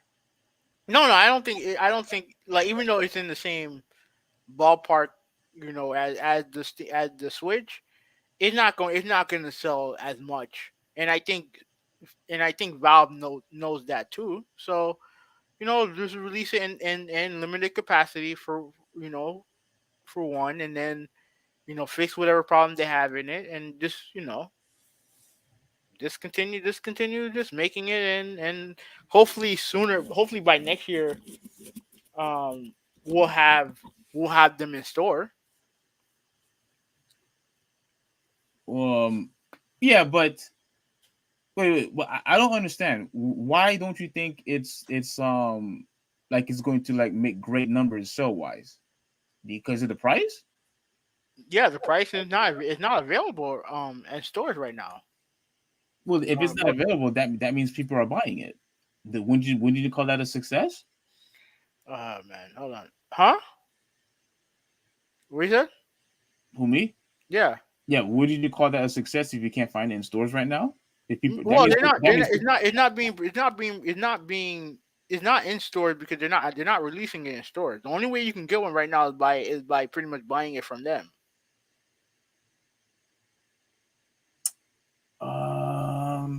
I think you're right. But here's the thing. Malta says I'm pretty sure someone has tried this before and it failed miserably. If you're referring to the Vita didn't fail. You don't think the Vita failed? No, I think it did. not as far as Nah, the PSP, no. I think the PSP did great. I think the Vita failed. no, the Vita didn't fail. The Vita didn't fail. I think you're being biased. No, no, no. Like it failed as far as like producing what it could have done. Like no, it was vastly vastly superior handheld to the 3DS. Not even close. Not even close. It was just a decision that they made that fucked it over. It's that simple.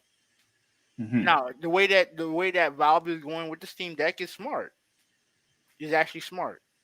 Instead of just releasing it out in the open, release it, show, release it to people who are going to buy one, get feedback from it, and then you'll see. Then move on from there. He also said that the Steam Deck is not something casual gamers would want to play. Gaming PC handhelds, and I agree. So make the product for a group for people who really want to buy it. Obviously, Sony was going to release the Vita to a mass market because that's who they were going for. They were competing with Nintendo. Steam is not doing that. That's not what Well, they're doing. um, I don't think casuals want anything to do with the Steam Deck.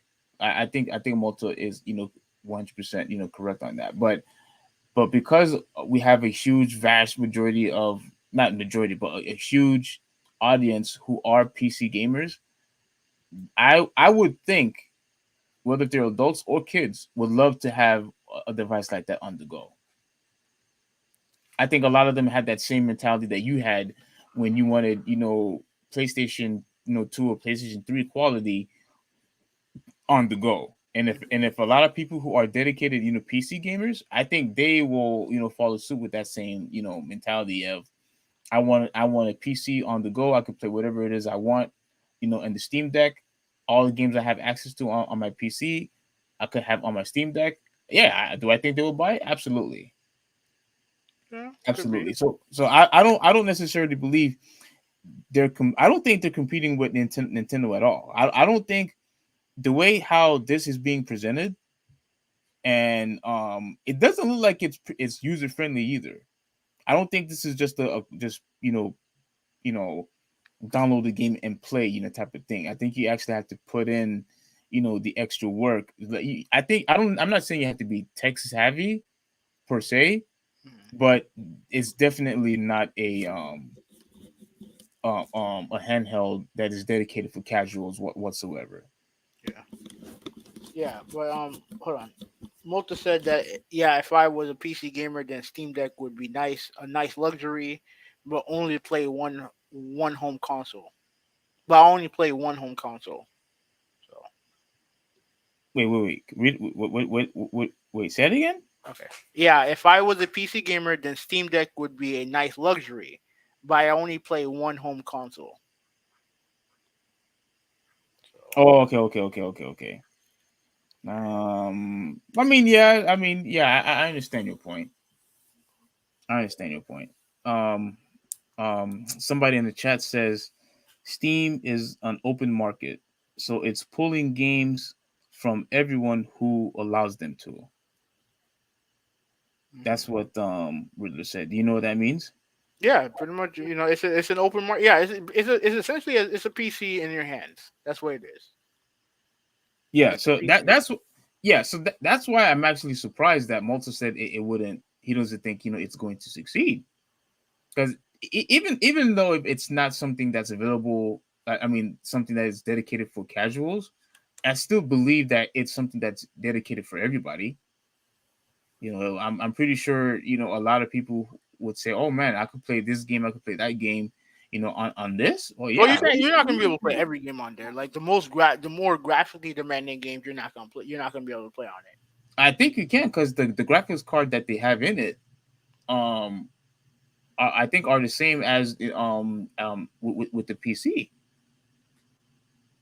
Which I it think depends on let me see if I can find it.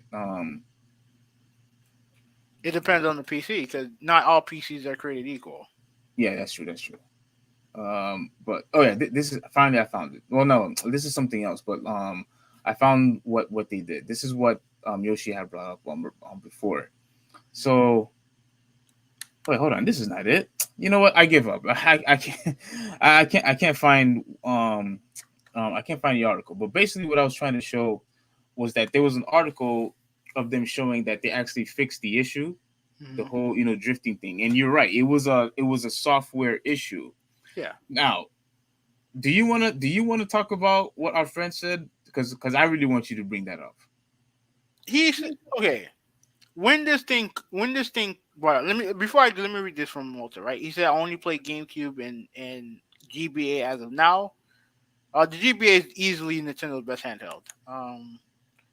And he said that PC gamers called the Steam Deck the Switch killer.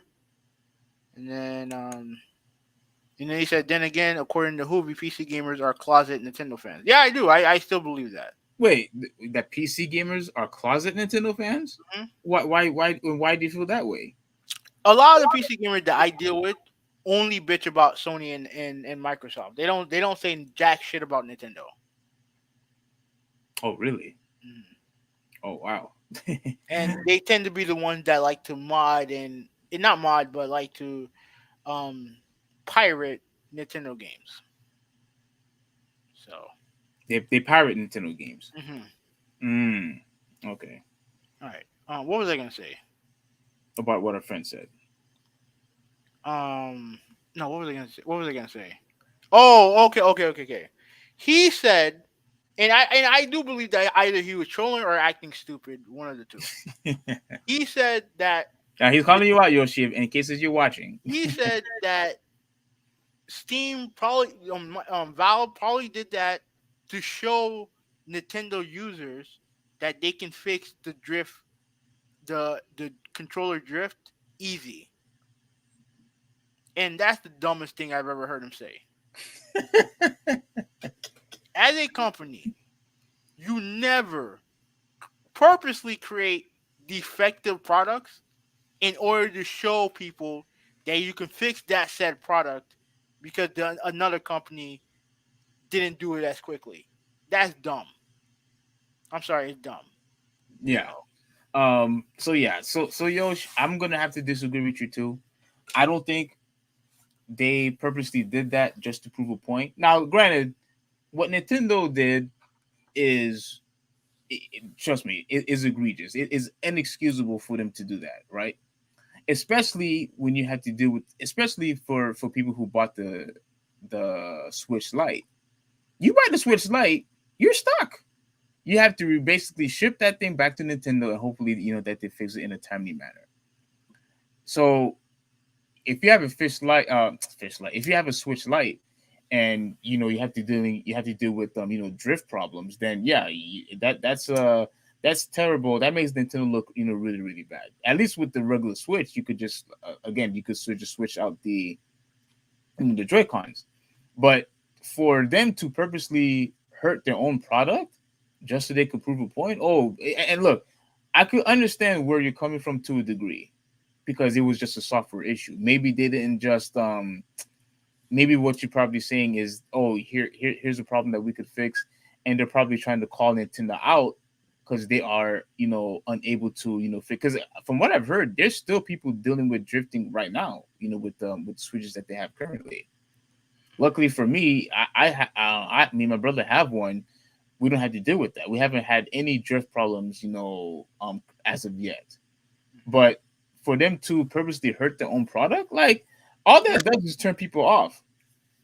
Right. And and if they did that intentionally, I don't want them to use me as a test dummy. I would have no respect for a company that would use me as a test dummy just so you could prove another point to another company. No, Right. Malta said, "What about Sega released Choo Choo Rocket for Dreamcast? I've never heard of that game." I never heard of He that said game either. that Sega purposely added lag to the online to see how gamers would react. What? Nah, I nah, I don't no I way. don't first of all, if you were gaming online back then, you're dealing with lag. And two, let's say if what he said is true. I mean, look at where Sega is now. Do I have to say anymore? No, You no. know what I'm saying? Look at where they're at now.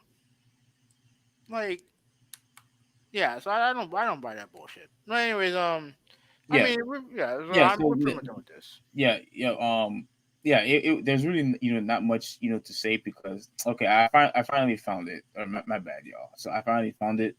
So um, so pretty much here. I mean, I'm just gonna go to the part where they basically fixed it. Um, hold on, where is it?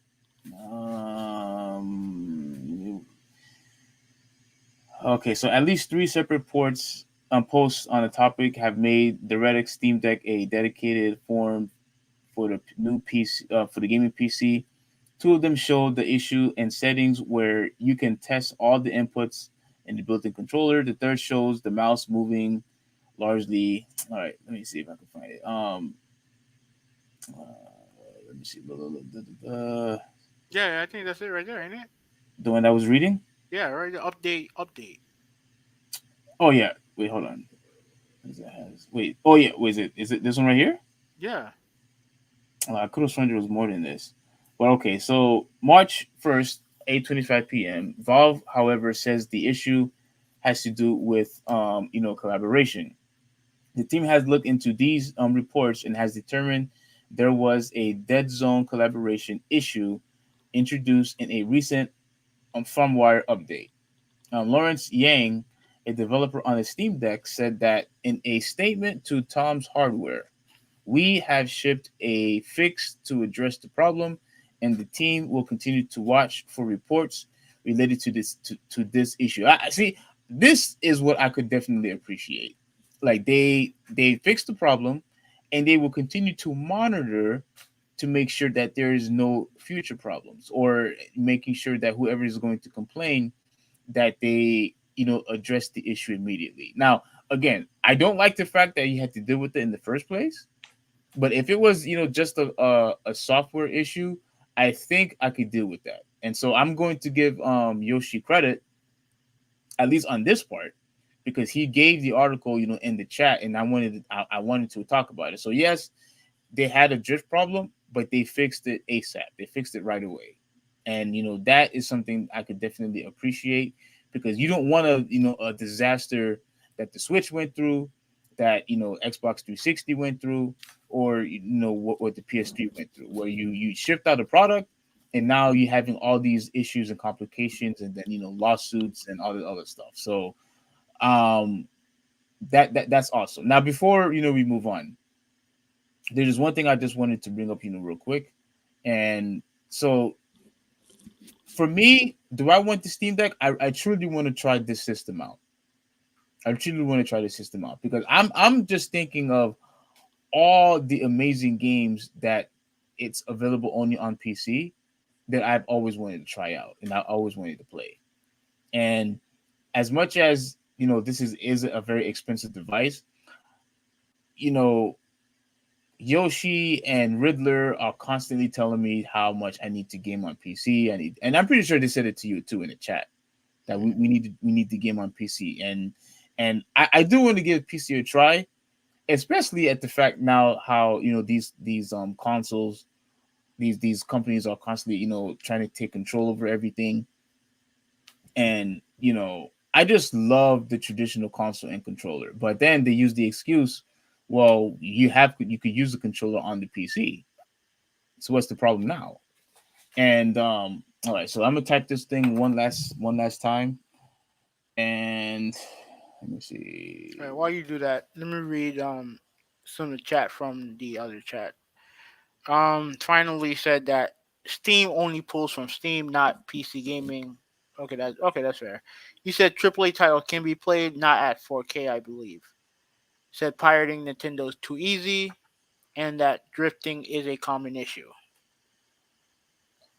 So Oh, wow, it's a drifting. lot. Wow, it's a lot bigger than Switch. Yeah, like okay, so you're looking at it. Okay, yeah, this is huge. Yeah, I This, thought the Switch was wide. yeah, this is huge. Like, I had to share this picture real quick. I had to. And but here's the thing. I remember everyone was saying how the Switch is very comfortable. This design actually reminds me of the Wii U because the joysticks are on top. Hmm. And I think this is like a touchpad. Yeah, Yeah, I think both sides are touchpad. I can't remember if it's used to control the cameras or whatever, but I do think I that, think it depends on the game. yeah, I think it probably depends on the game. To me, it looked like they were copying. Didn't the PS3 had this feature?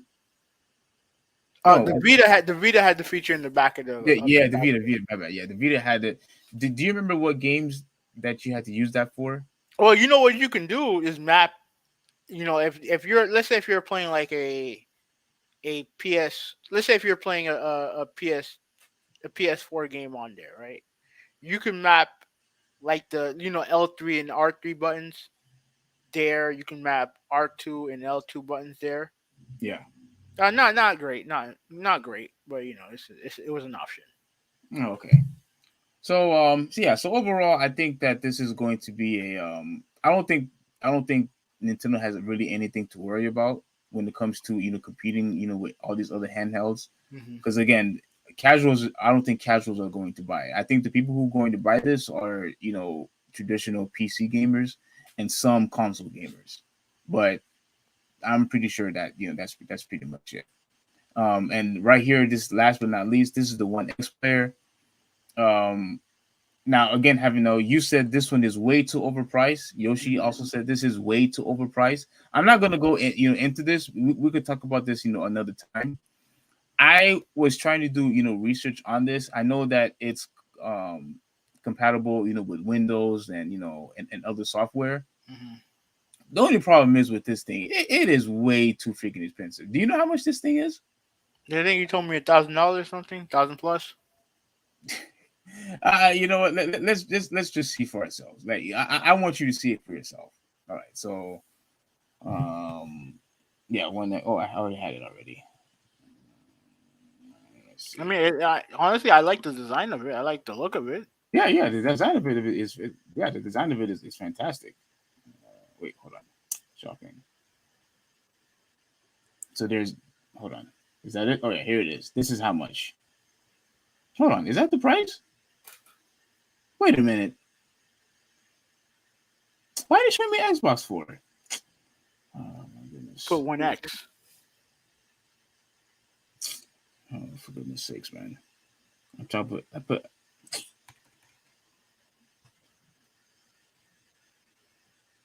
There you go. All right. So right now, people are selling it for $1,599. Mhm. And I'm sorry. As much as I think this, and I agree with you. As much as I think this is an amazing looking device, I actually like the color. The color, I think I really like the black and orange color. Very very different. Well, what's the retail price for this thing? Um, Actual retail price. let me see. Hold on. $900. Yeah, $900. So yeah, so $900 plus tax. Yeah, They're not even out yet. yeah. No, no, They're no. not. Yeah, They're not out yet. Yeah, it's coming out on May 10th. Okay. Now you already said that the Steam Deck is too much. Obviously, you think this is too much, Obviously. and but I really do want to do more research on it, and that's what I'm going to do. For the rest of this week. But am I going to buy it? No. Malta, I'm pretty sure you're not going to get this thing. And Nintendo Gamer, if you're still there, I'm pretty sure you're not getting this either. And having out you already said that you're not getting it. No. And Yoshi's not getting it, and I'm sure Riddler's not getting it either. So I don't know who's going to buy this thing. I really don't. I don't know who could afford this. This is obviously for rich people. Because I'm not. Well, actually, I take that back because people are buying freaking um tablets, Apple tablets, and they cost $1,000. People are buying those. So will it surprise me that people buy this? No. But at the end of the day, they better not expect that they're going to be able to compete with the Switch or the Steam Deck. Not with this price. So anyway, let's move on. All right. Last topic. Um, is this you or me? Yeah, you could do it because I'm tired, man. I, I have the article, but I'm tired, man. All that I mean, talk. you might as well just pop it up and I'll talk about it. All right. You know, because Uh, like I said, and we'll make it. We'll make it quick. Do you see it? yeah. Yeah. Hold on. Let me pop it up. Uh oh, what's the wrong thing? Mm-hmm.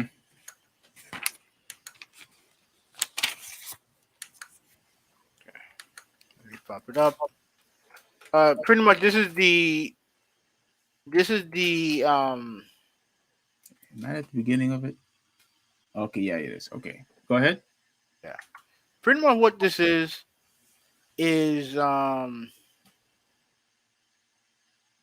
Okay. All right. So this is from Destructoid. I know you have your thing right there. Okay. Yeah, I'm glad you have that there. Leave that there, and then I'm gonna share my thing in a second. All right.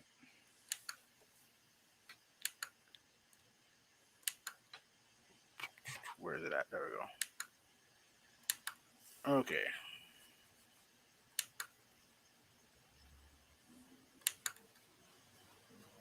You see it, right? Me? No, Yeah. I still have my screen on. Let me see. Let me look. Let me go back on yours. Oh, I see yours. Okay. Okay. All right. Capcom angers FGC with Street Fighter licensed esports proposal. Mm-hmm. Okay. Capcom has found himself in the bad books of the competitive fighting game community after proposing an official licensing scheme that would potentially be applied to all Street Fighter V and presumably Street Fighter VI tournaments held anywhere on American soil, regardless of size. Right. So round one kicked off on February 28th when Capcom outlined its plans for the Street Fighter V Community License Agreement. In a nutshell, the proposed plan would require all tournament organizers to apply for an official license in order to run a local or national tournament on flagship fighter Street Fighter V Championship Edition. All TOs running Street Fighter V would be required to officially run the event under Capcom guidelines, with Capcom suggesting that securing an official registration will add several stages of legitimacy to the tournament while offering a sense of insurance in regard to prize payouts and player behavior at the event itself. Capcom will also supply TOs with marketing assets in which to promote their event, with the TOs having the prestige of hosting an official Capcom Street Fighter tournament. Is there anything else here?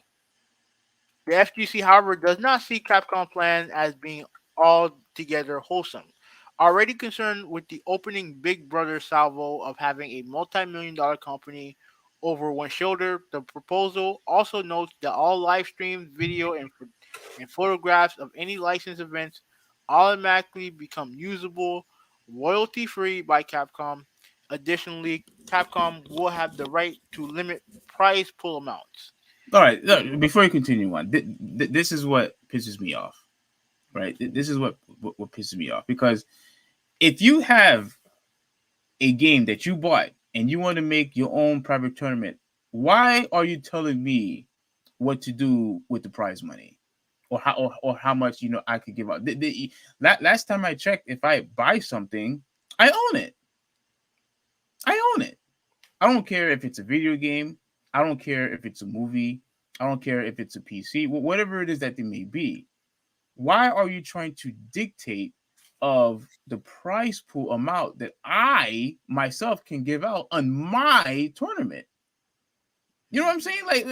This is the type of control that I'm talking about. Like, I already had enough of the BS that I have to deal with, when it comes to Nintendo, and seeing all the people complaining about Nintendo harassing people, shutting their YouTube content down, for copyright crap. Did you know that Nintendo actually um got somebody in trouble just because they played some background music, some Mario background music Yeah, on that's his right. yeah. So we already having to deal with this with one company, and now we have to deal with this with another company. And I'm just saying to myself, once again, they are trying to take way too much control on what we want to do with these games that we buy. But go ahead. Yeah, let me continue. All right. So, additionally, Capcom will have the right to limit prize pool amounts. Will ban ticketing for spectators. Ban the sale of official merchandise on site. It could simply deny the event altogether if it does not fall within company Are guidelines. you freaking kidding me? It's essentially the FGC sees the proposal as being less about player security safety and instead believe that Capcom is simply trying to control the American competitive Street Fighter scene on all levels That's exactly what I was saying. from the smallest local gathering to larger national tournaments. In response to the proposal, some TOs have already announced that they will no longer host Street Fighter V tournaments at their events, focusing on other fighting games instead. Later state a later statement from Capcom has done little assurance due to little, you know, a surge concern, whatever. They released a statement, damage is done, right? They released the damage control. Yes, this is the Capcom statement from I think this was actually a couple days ago, but this is their statement. Yeah. Yesterday, we published the new Street Fighter V community license agreement for both the United States and the EMEA. Our aim was to make running a tournament, an event with Street Fighter V CE easier. When TOs have contacted Capcom about running community events with Street Fighter V CE in the past, the approval process has always taken a lot of time. Let me stop right there. If they say, "Oh, we would like to run a tournament," all you have to do is say yes or no. What the fuck you need time for? Unless there's something I'm missing. You need a bunch of time to say yes or no, Steve. No. That make no fucking sense. Right? Maybe there's something I'm missing. Maybe it's something I'm missing. Right. All right.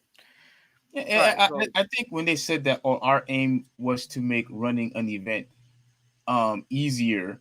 But easier for who? no. Yeah, exactly. If you want to make the thing run easier, this move this might this I'll address that. I'll address that in a second. I'll address that in a second. We want to make the rules clear and to allow for much faster approval. Now let me stop right there too. If you wanted to make it clear, you would not like show what show what you have. Let me go to it. Let me go to it. Let me go Yeah. to what you have. Go to where you were at. Yeah. Doing this is not making it easier. Scroll down. Scroll down. all the way down, all the way I down. think you're talking about the logo, right? Yeah, no, not the logo. All this fucking text that you have down here. That's not making it easier. Yeah. And then you have to click to each region and having it. Wait, hold on. That's not the official one. I don't know if they took it down or not. Let me read. Let me read this. Yeah, I think this is the official one. No? Okay. Yeah. You're right. Yeah, this is the official one. Like all this fucking text that you have down here, that's not making things easier. No. It's not. This is No. garbage. Yeah, and forget about this one just at the very top. It says subject to the condition upon your compliance with the terms and conditions containing herein Capcom grants you a non-exclusive revocable royalty free license to operate, use, display, and perform the game in connections with organizing, hosting, and producing those events held in a territory that met the qualifications criteria specific in section 2. Um, and hold on, and each such online or in-person tournament event, an event use the title name, logos, and box art of the game to promote the event, subject to restrictions set forth in section 4 below. Live stream the event on video streaming platforms such as Twitch, YouTube, and Facebook, and I record the event and um, distribute the recordings with no paywall through streaming platforms.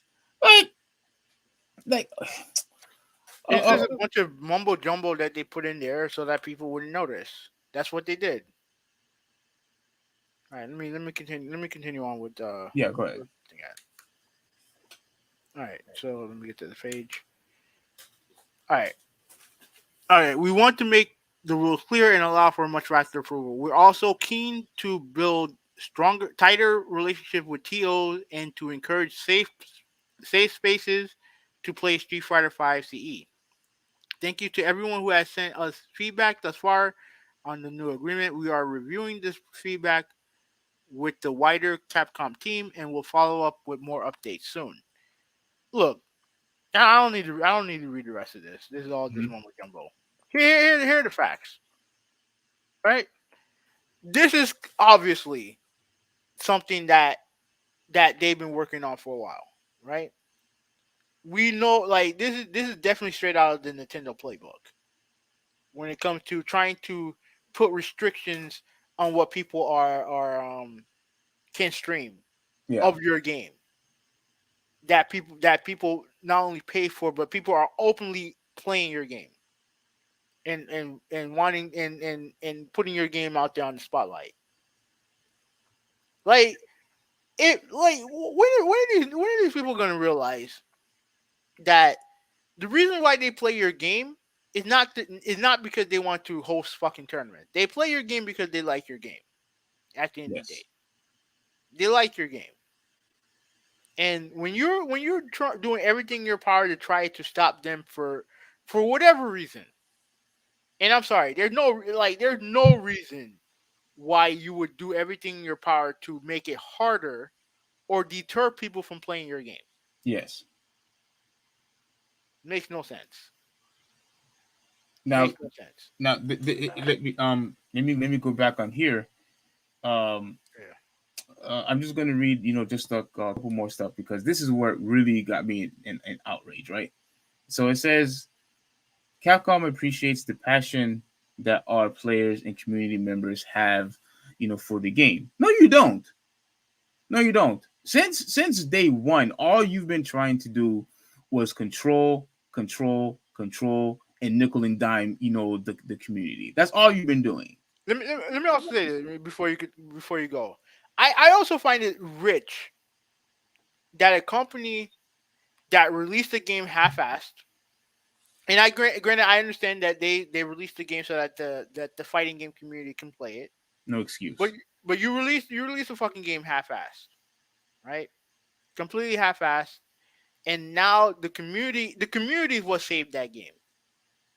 The fighting game community saved that game, and for you to turn around and put these garbage ass restrictions on there when they're not needed at all. Let me ask you a question. What do Capcom lose for having people run tournaments?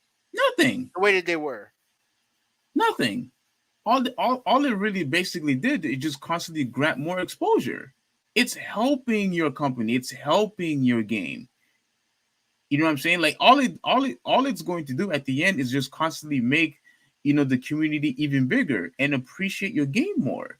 I mean, like look at all the games in the past that's been in tournaments where not just Street Fighter, but when you look at Tekken, when you look at King of Fighters, when you look at Smash, all of these games, they all have communities who constantly partake in these tournaments because they love the game, they love the franchise, and all that's going to do is just constantly increase your brand. But yet now you're just constantly trying to manipulate what we can and what we can't do with your game, the game that we bought, that we paid for. To me, it just doesn't make any sense why they would do why they would do something like this now, especially now when you have everyone anticipating Street Fighter Six, right? And you're gonna pull this bullshit on them now. Yeah, like dude, I don't know I don't know what the hell is going on, but once again, Capcom has not been treating us right. Like you mentioned the stupid fiasco when it comes to Street Fighter V when it first launched, right? Hmm. People talked about how your online is still not good. Yeah. People complained about that stupid, ridiculous collection that even you complained about. That's that stupid collection that you complained about. And people complaining about how like I know I did when I said that you show lack of creativity. People complain about your logo, and now you do this. Like look at the recent track record of you just basically, I don't want to curse, but crapping on your fan base. Like you giving us a stupid collection, and now you want to have full control. You pretty much want to have full control of this of the tournaments that we would like to host. Like I remember when I went to the tournaments, and at one of our friends' house. Remember the one I told you about, Big Hmm. James, and like obviously money was involved, to the winner, and stuff like that. I honestly do not want to deal with restrictions. Like I And just now, want and now, and now you had to tell me that if we did go to this tournament, because I've been to local. We both been to local Street Fighter tournaments and stuff like that. Now you're gonna have to tell me that the people who run those tournaments now have to go through Capcom in order to run it. yeah, It's so stupid. yeah. It's so stupid. Like it's dumb. Like to me, and it's like I think a lot of this obviously has to do with licensing protection, but it's like at this point in time, what are you trying to protect? What is there to protect? Well, why and why now? We've been having tournaments in Street Fighter 2. Like why now? I think it has to do with control. I think in the same thing with Nintendo. Exactly, that's exactly I what I think was saying. they don't like the idea that people are making all this money, making all this money playing their game. They feel like they need to have a piece of the pie, and I'm like, you they're playing your fucking game. They're not pirating your game. They're playing it. Very good point. They're not like they, to me. I can't. I need someone from Capcom to explain to me why these guidelines have to exist. If you want to create a guideline system where if you want to like how to classify it to be part of a Capcom, let's say obviously you have the Capcom Cup and stuff like that, right? Like they have these events, right? If you want like let's say if you want to hold a tournament for the Capcom Cup and Capcom give you these guidelines that you have to follow, I can definitely understand that. But if you're running a random ass Street Fighter tournament that you want to run and you want to put these guidelines out there, like, and also the money cap, the money cap thing makes no sense whatsoever to me either. I need to read it. I need to read it.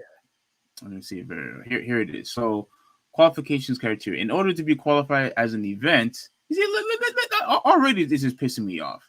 And in order to be qualified as an event, your community tournament must meet the following criteria. Your event involves gameplay of the game by participants. Yeah, no The shit. yeah. obviously, the prize pool for the event must be set and clearly disclosed in advance of the event in the event in the event rules. Hmm. See Okay, section 3 below. that's fine. That's fine. That And part's must fine. be under $2,000 per event. No, that's not Oh, fine. that I don't get that. What the what why why? No, I don't. No, I don't like that. No, no, no, no, no. The part that I agree with is having the money. Like, let's say if the rule is how much money you're gonna get for winning. That part, I yeah, that makes sense. Why? It No, because you're telling people how much you're winning if you win. And then furthermore, the total prize pool within any given 12-month period must be under $10,000. Are you kidding me? Like, again, why are we control? Why is this a thing? I need someone who thinks this is a good idea to explain it to me. The sponsorship contribution must be under $5,000. Again, why? What's going on with all of this control stuff? The sponsorship contribution must be under $5,000. Again, we are, like you said, we are playing your game. There's no pirating, going on here. I don't get All it. all everybody wants to do is come together and have an enjoyment time of playing your game competitively. And they can't do That that anymore. Yeah, that's all we want to do. And if there's prize money, if there's some type of prize, if there's money involved, there's some type of gift that's involved. Well, all right. Why is any of that is in your concern? None of that should be any of your concern. We bought your game fairly. We did everything the right way, and yet now you still try to find some way to control what we could do with the game that we purchased. It doesn't make any sense to me. Wait, what is this? It says the total sponsorship contribution within given 12-month period must be under 20,000. No cable or over-the-air TV broadcasts are permitted. I mean, and to be Uh, fair, I don't know how many TOs have access to the cable TV access or whatever. So I no, don't care about no manufacturing or sale of merchandise products based on the game assets are permitted. I mean, I guess I could understand that that. I to guess, but to a degree, and you may not charge any fee to spectators to participate in an event. Okay, w- okay. Let me tell you why this is also irritating. I don't know if you are aware of this, having though, but there's a lot of people who have YouTube channels. hmm Like they have YouTube channels to where they you have to join some type of subscription to have access to their whether if it's their podcast or separate channel hmm or or so forth. You know what I'm saying? Like people do that right now on YouTube currently, and I don't have a problem with that because if you want access to extra stuff, then that's completely your choice if you want to spend the money. If you choose to spend the money to spectate, now would I want to spend it would probably depend how much I would have to spend. Like if it's like 99 cents, a dollar, okay, fine. But if it's like $10, $15 that I have to pay, to spectate, absolutely not. But that should be the host's choice. If he wants to charge people because he wants to earn additional income with this tournament, he should have the right to do that because it's his tournament. He should be able to do whatever he see fit because it's his tournament. He's doing the host. He should have full control over it. Why are you trying to tell people what to do with a tournament with that they are hosting? Like this is wrong. This is not right. Like this is just complete plain control. And you're right. They're just copying off of Nintendo. They're either imitating or emulating Nintendo, and it's sickening to see this. And our friend in the other chat said that I wonder if this has anything to do with Serrano and next level weekly tournaments. I mean, probably maybe not, but the facts are is that at the end of the day, I don't understand what these companies are afraid of if someone runs let's say someone runs a random weekly Street Fighter tournament. It's a big deal, right? They pay people to go in, people pay to go in, and they're just playing the game, and it's being broadcast, right? Well, what's the harm in that? What harm did that do to the game? To a game that, mind you, is what, 6 years old, 6 7 years old? Like, And what I don't understand is you say it's okay for us to have a prize money. It's okay for people to pay to partake in the tournament, but it's not okay for people to pay to spectate the tournament. Like all this, I don't know what their hidden agenda is, but they're being very very sneaky when it comes to people wanting to have tournaments. They all they want to do is just have full control. and the thing is, I don't understand what the benefits are. I don't understand outside of just basically control. Like I said, if anyone can explain to me why they're doing this, I love to hear it, because I don't get it, and I you know I don't get it, because back in the day, if a game was fire, if a game was good, people would play and compete in tournaments and stuff like that. Yeah. That's just how it is. Isn't it, like, I'm sure some people ran tournaments so that they can make some coin on the side, probably gain some notoriety or whatever. But at the end of the day, like, what are we doing? We're playing your game. And here's the thing that I find somewhat of hypocrisy in it. People are making money off of your YouTube games. I mean, off of your game on YouTube anyway. Whether it's they're doing some type of walkthrough within the story, whether if it's they have a huge audience and people are watching him the people he's teaching people how to play, or he's just giving people are giving out combo videos. Like it's happening right now already through YouTube or Twitch, that people are already doing that without tournaments.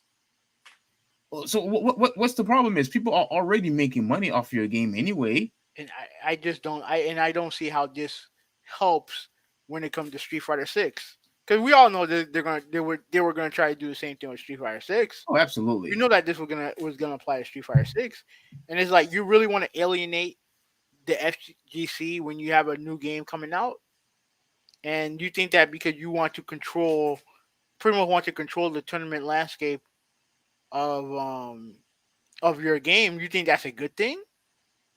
And like I said, I'm pretty much done with the topic, Hmm. but I have one more thing to say, and this is for the fighting game community, right? Because I do think that at sometimes the fighting game community is one of the worst communities in gaming. Oh, really? For shit, yeah, for shit like this, right? For shit that I'm going to say right now. If you see what Capcom is doing with this, and let's say if they decide, you know what, we're gonna keep it. Fuck you guys, we're gonna keep it for Street Fighter Six. All right, and then let me say this: Yeah. you have other fucking games out there. You have Samurai Showdown, Guilty Gear, King of Fighters. You have a plethora of fighting games out there, and I get it. If, fighting games aren't. I know some fighting games aren't for everyone. I get it. But if you want to send Capcom a message, don't buy the game. Don't buy the game. Don't cancel your tournaments. Boycott the game, because And because like I said before, the only reason why they can get away with this is because they are when it comes to traditional fighting game. I'm not counting Smash, and let's be frank, the reason why Nintendo can do what they do is because they have the same amount of power. In this case, they have the same amount of power because it is, Nintendo. yeah, Okay. because their game is popular. Yeah. That's why they do all the stuff that they do. That's why they constantly shit on the Smash community, because at the end of the day, they know that the vast majority of people are still gonna buy it. And the same thing goes with Street Fighter. But if you guys boycott, and or at least tell Nintendo, tell Capcom, this shit ain't gonna fly, and keep holding on to that pressure. Because again, this ain't over. They can say that they can reassess their policies or whatever till they're blue in the face. The facts are is that if you release that pressure on their neck, they're gonna go on as planned. Keep the Yeah, same keep that same pressure. Keep that same exact pressure. Threaten them. Say, yo, we will boycott your fucking game if you try to put all these stupid restrictions on us. yeah. And who was that company that you read that said that they will no longer have Street No, Fighter I in know. the No, tournament? I think they didn't give any specific names, but Oh, okay. I know a couple of them that said that they're not going to support. They're not going to support Capcom, and I don't blame them because, like again, I don't I don't understand why this is a thing for Capcom. I don't get it. Like I don't see how their games are affected negatively from this. I Yeah, don't know how their revenue is affected negatively by this. right. If you want to get to a point where if you don't want, like, let's say if you don't want certain behaviors, because this is also part of this too, right? If you don't want certain behavior being um being highlighted while people are playing your game, I understand that to an extent. I do understand that to an extent. But ultimately, you know that these are things that ultimately you really can't control. You can't control how people act. You can't. So it's like, again, I don't understand why this is something that they want to. This is the hill that they want to die on. I don't understand. Why would you want to? Why would you alienate your most passionate fan base? I don't get it. You want to take money out of their pockets because for whatever fucking reason, and it's like I don't understand the mentality. I really don't. Yeah, And and at the end of the day, they need to realize that they're hurting their own brand at this point. If people are going to remove your, game, from their tournaments, you know what that also means? That means less exposure for your game. You're only hurting yourself. And if people are going to get upset over this and not even watch your tournament, like then what's the point? What's the point? Like, there's no your game no longer have any purpose because you have people that will probably not partake in the tournaments. You have people that's probably not going to spectate because I'm telling you this right now. If this sticks, I'm done with Street Fighter. I'm done with Street Fighter. I'm already having to deal with this crap, when it comes to Nintendo. Like I was pissed off when Nintendo canceled the Melee tournament because I wanted to watch. I wanted to watch. Melee is one of the greatest Smash Brother games of all the Smash Brothers. Now people may say, well, it's the one that's for the Switch, and that's fine. But Melee has such a huge, colossal community, and people love that game to the T. And to see Nintendo do that with Melee pisses me off till this day. And to see that Capcom is trying to take full control of Street Fighter V, and obviously they're going to do the same thing with Street Fighter 6. It just leaves a huge bad taste in my mouth to where I just don't want to support the game. Now, mind you, having no, I didn't buy Street Fighter V because I didn't. Even though I didn't buy the console, as much as I wanted to learn Street Fighter V, I didn't buy it. Why? Because I didn't like how it was released in launch. You saw how pissed off I was upset with the gaming industry as a whole, and this just makes it even worse for me. You're making it even worse. Like you're not helping your game out. And last thing, this also pissed me off. the logo thing, like it's again, it is so unnecessary. Exactly, exactly. Like, okay, so you have your logo, and you cannot have Street Fighter bigger than your logo, despite the fact that it is a Street Fighter tournament. So we are allowed to have the tournament, but we cannot have full control of the price of the rewards. And now you're basically saying, despite the fact that it is a Street Fighter tournament, we can't have a logo like this. Nor can we have a logo like this. Oh, it has to be like this. It has to be super small, and your brand has to be 10 times bigger than your brand. Despite the fact that it's the theme of it is Street Fighter. Like it doesn't make any sense. Like look at this. So you cannot morph, you cannot move elements, and you cannot change the effects. You can't change the effects. Look at this. Don't compress, don't change the color, and you can't change the font. Like, dude, I don't get it. I don't get it anymore. I don't get it. How is this hurting your brand? No. Is this taking money away from your brand? No. So what is the problem here? Why? I mean, you make a stupid logo of Street Fighter 6 anyway. But when it comes to this, so now we can't even we can't even change the color of the logo.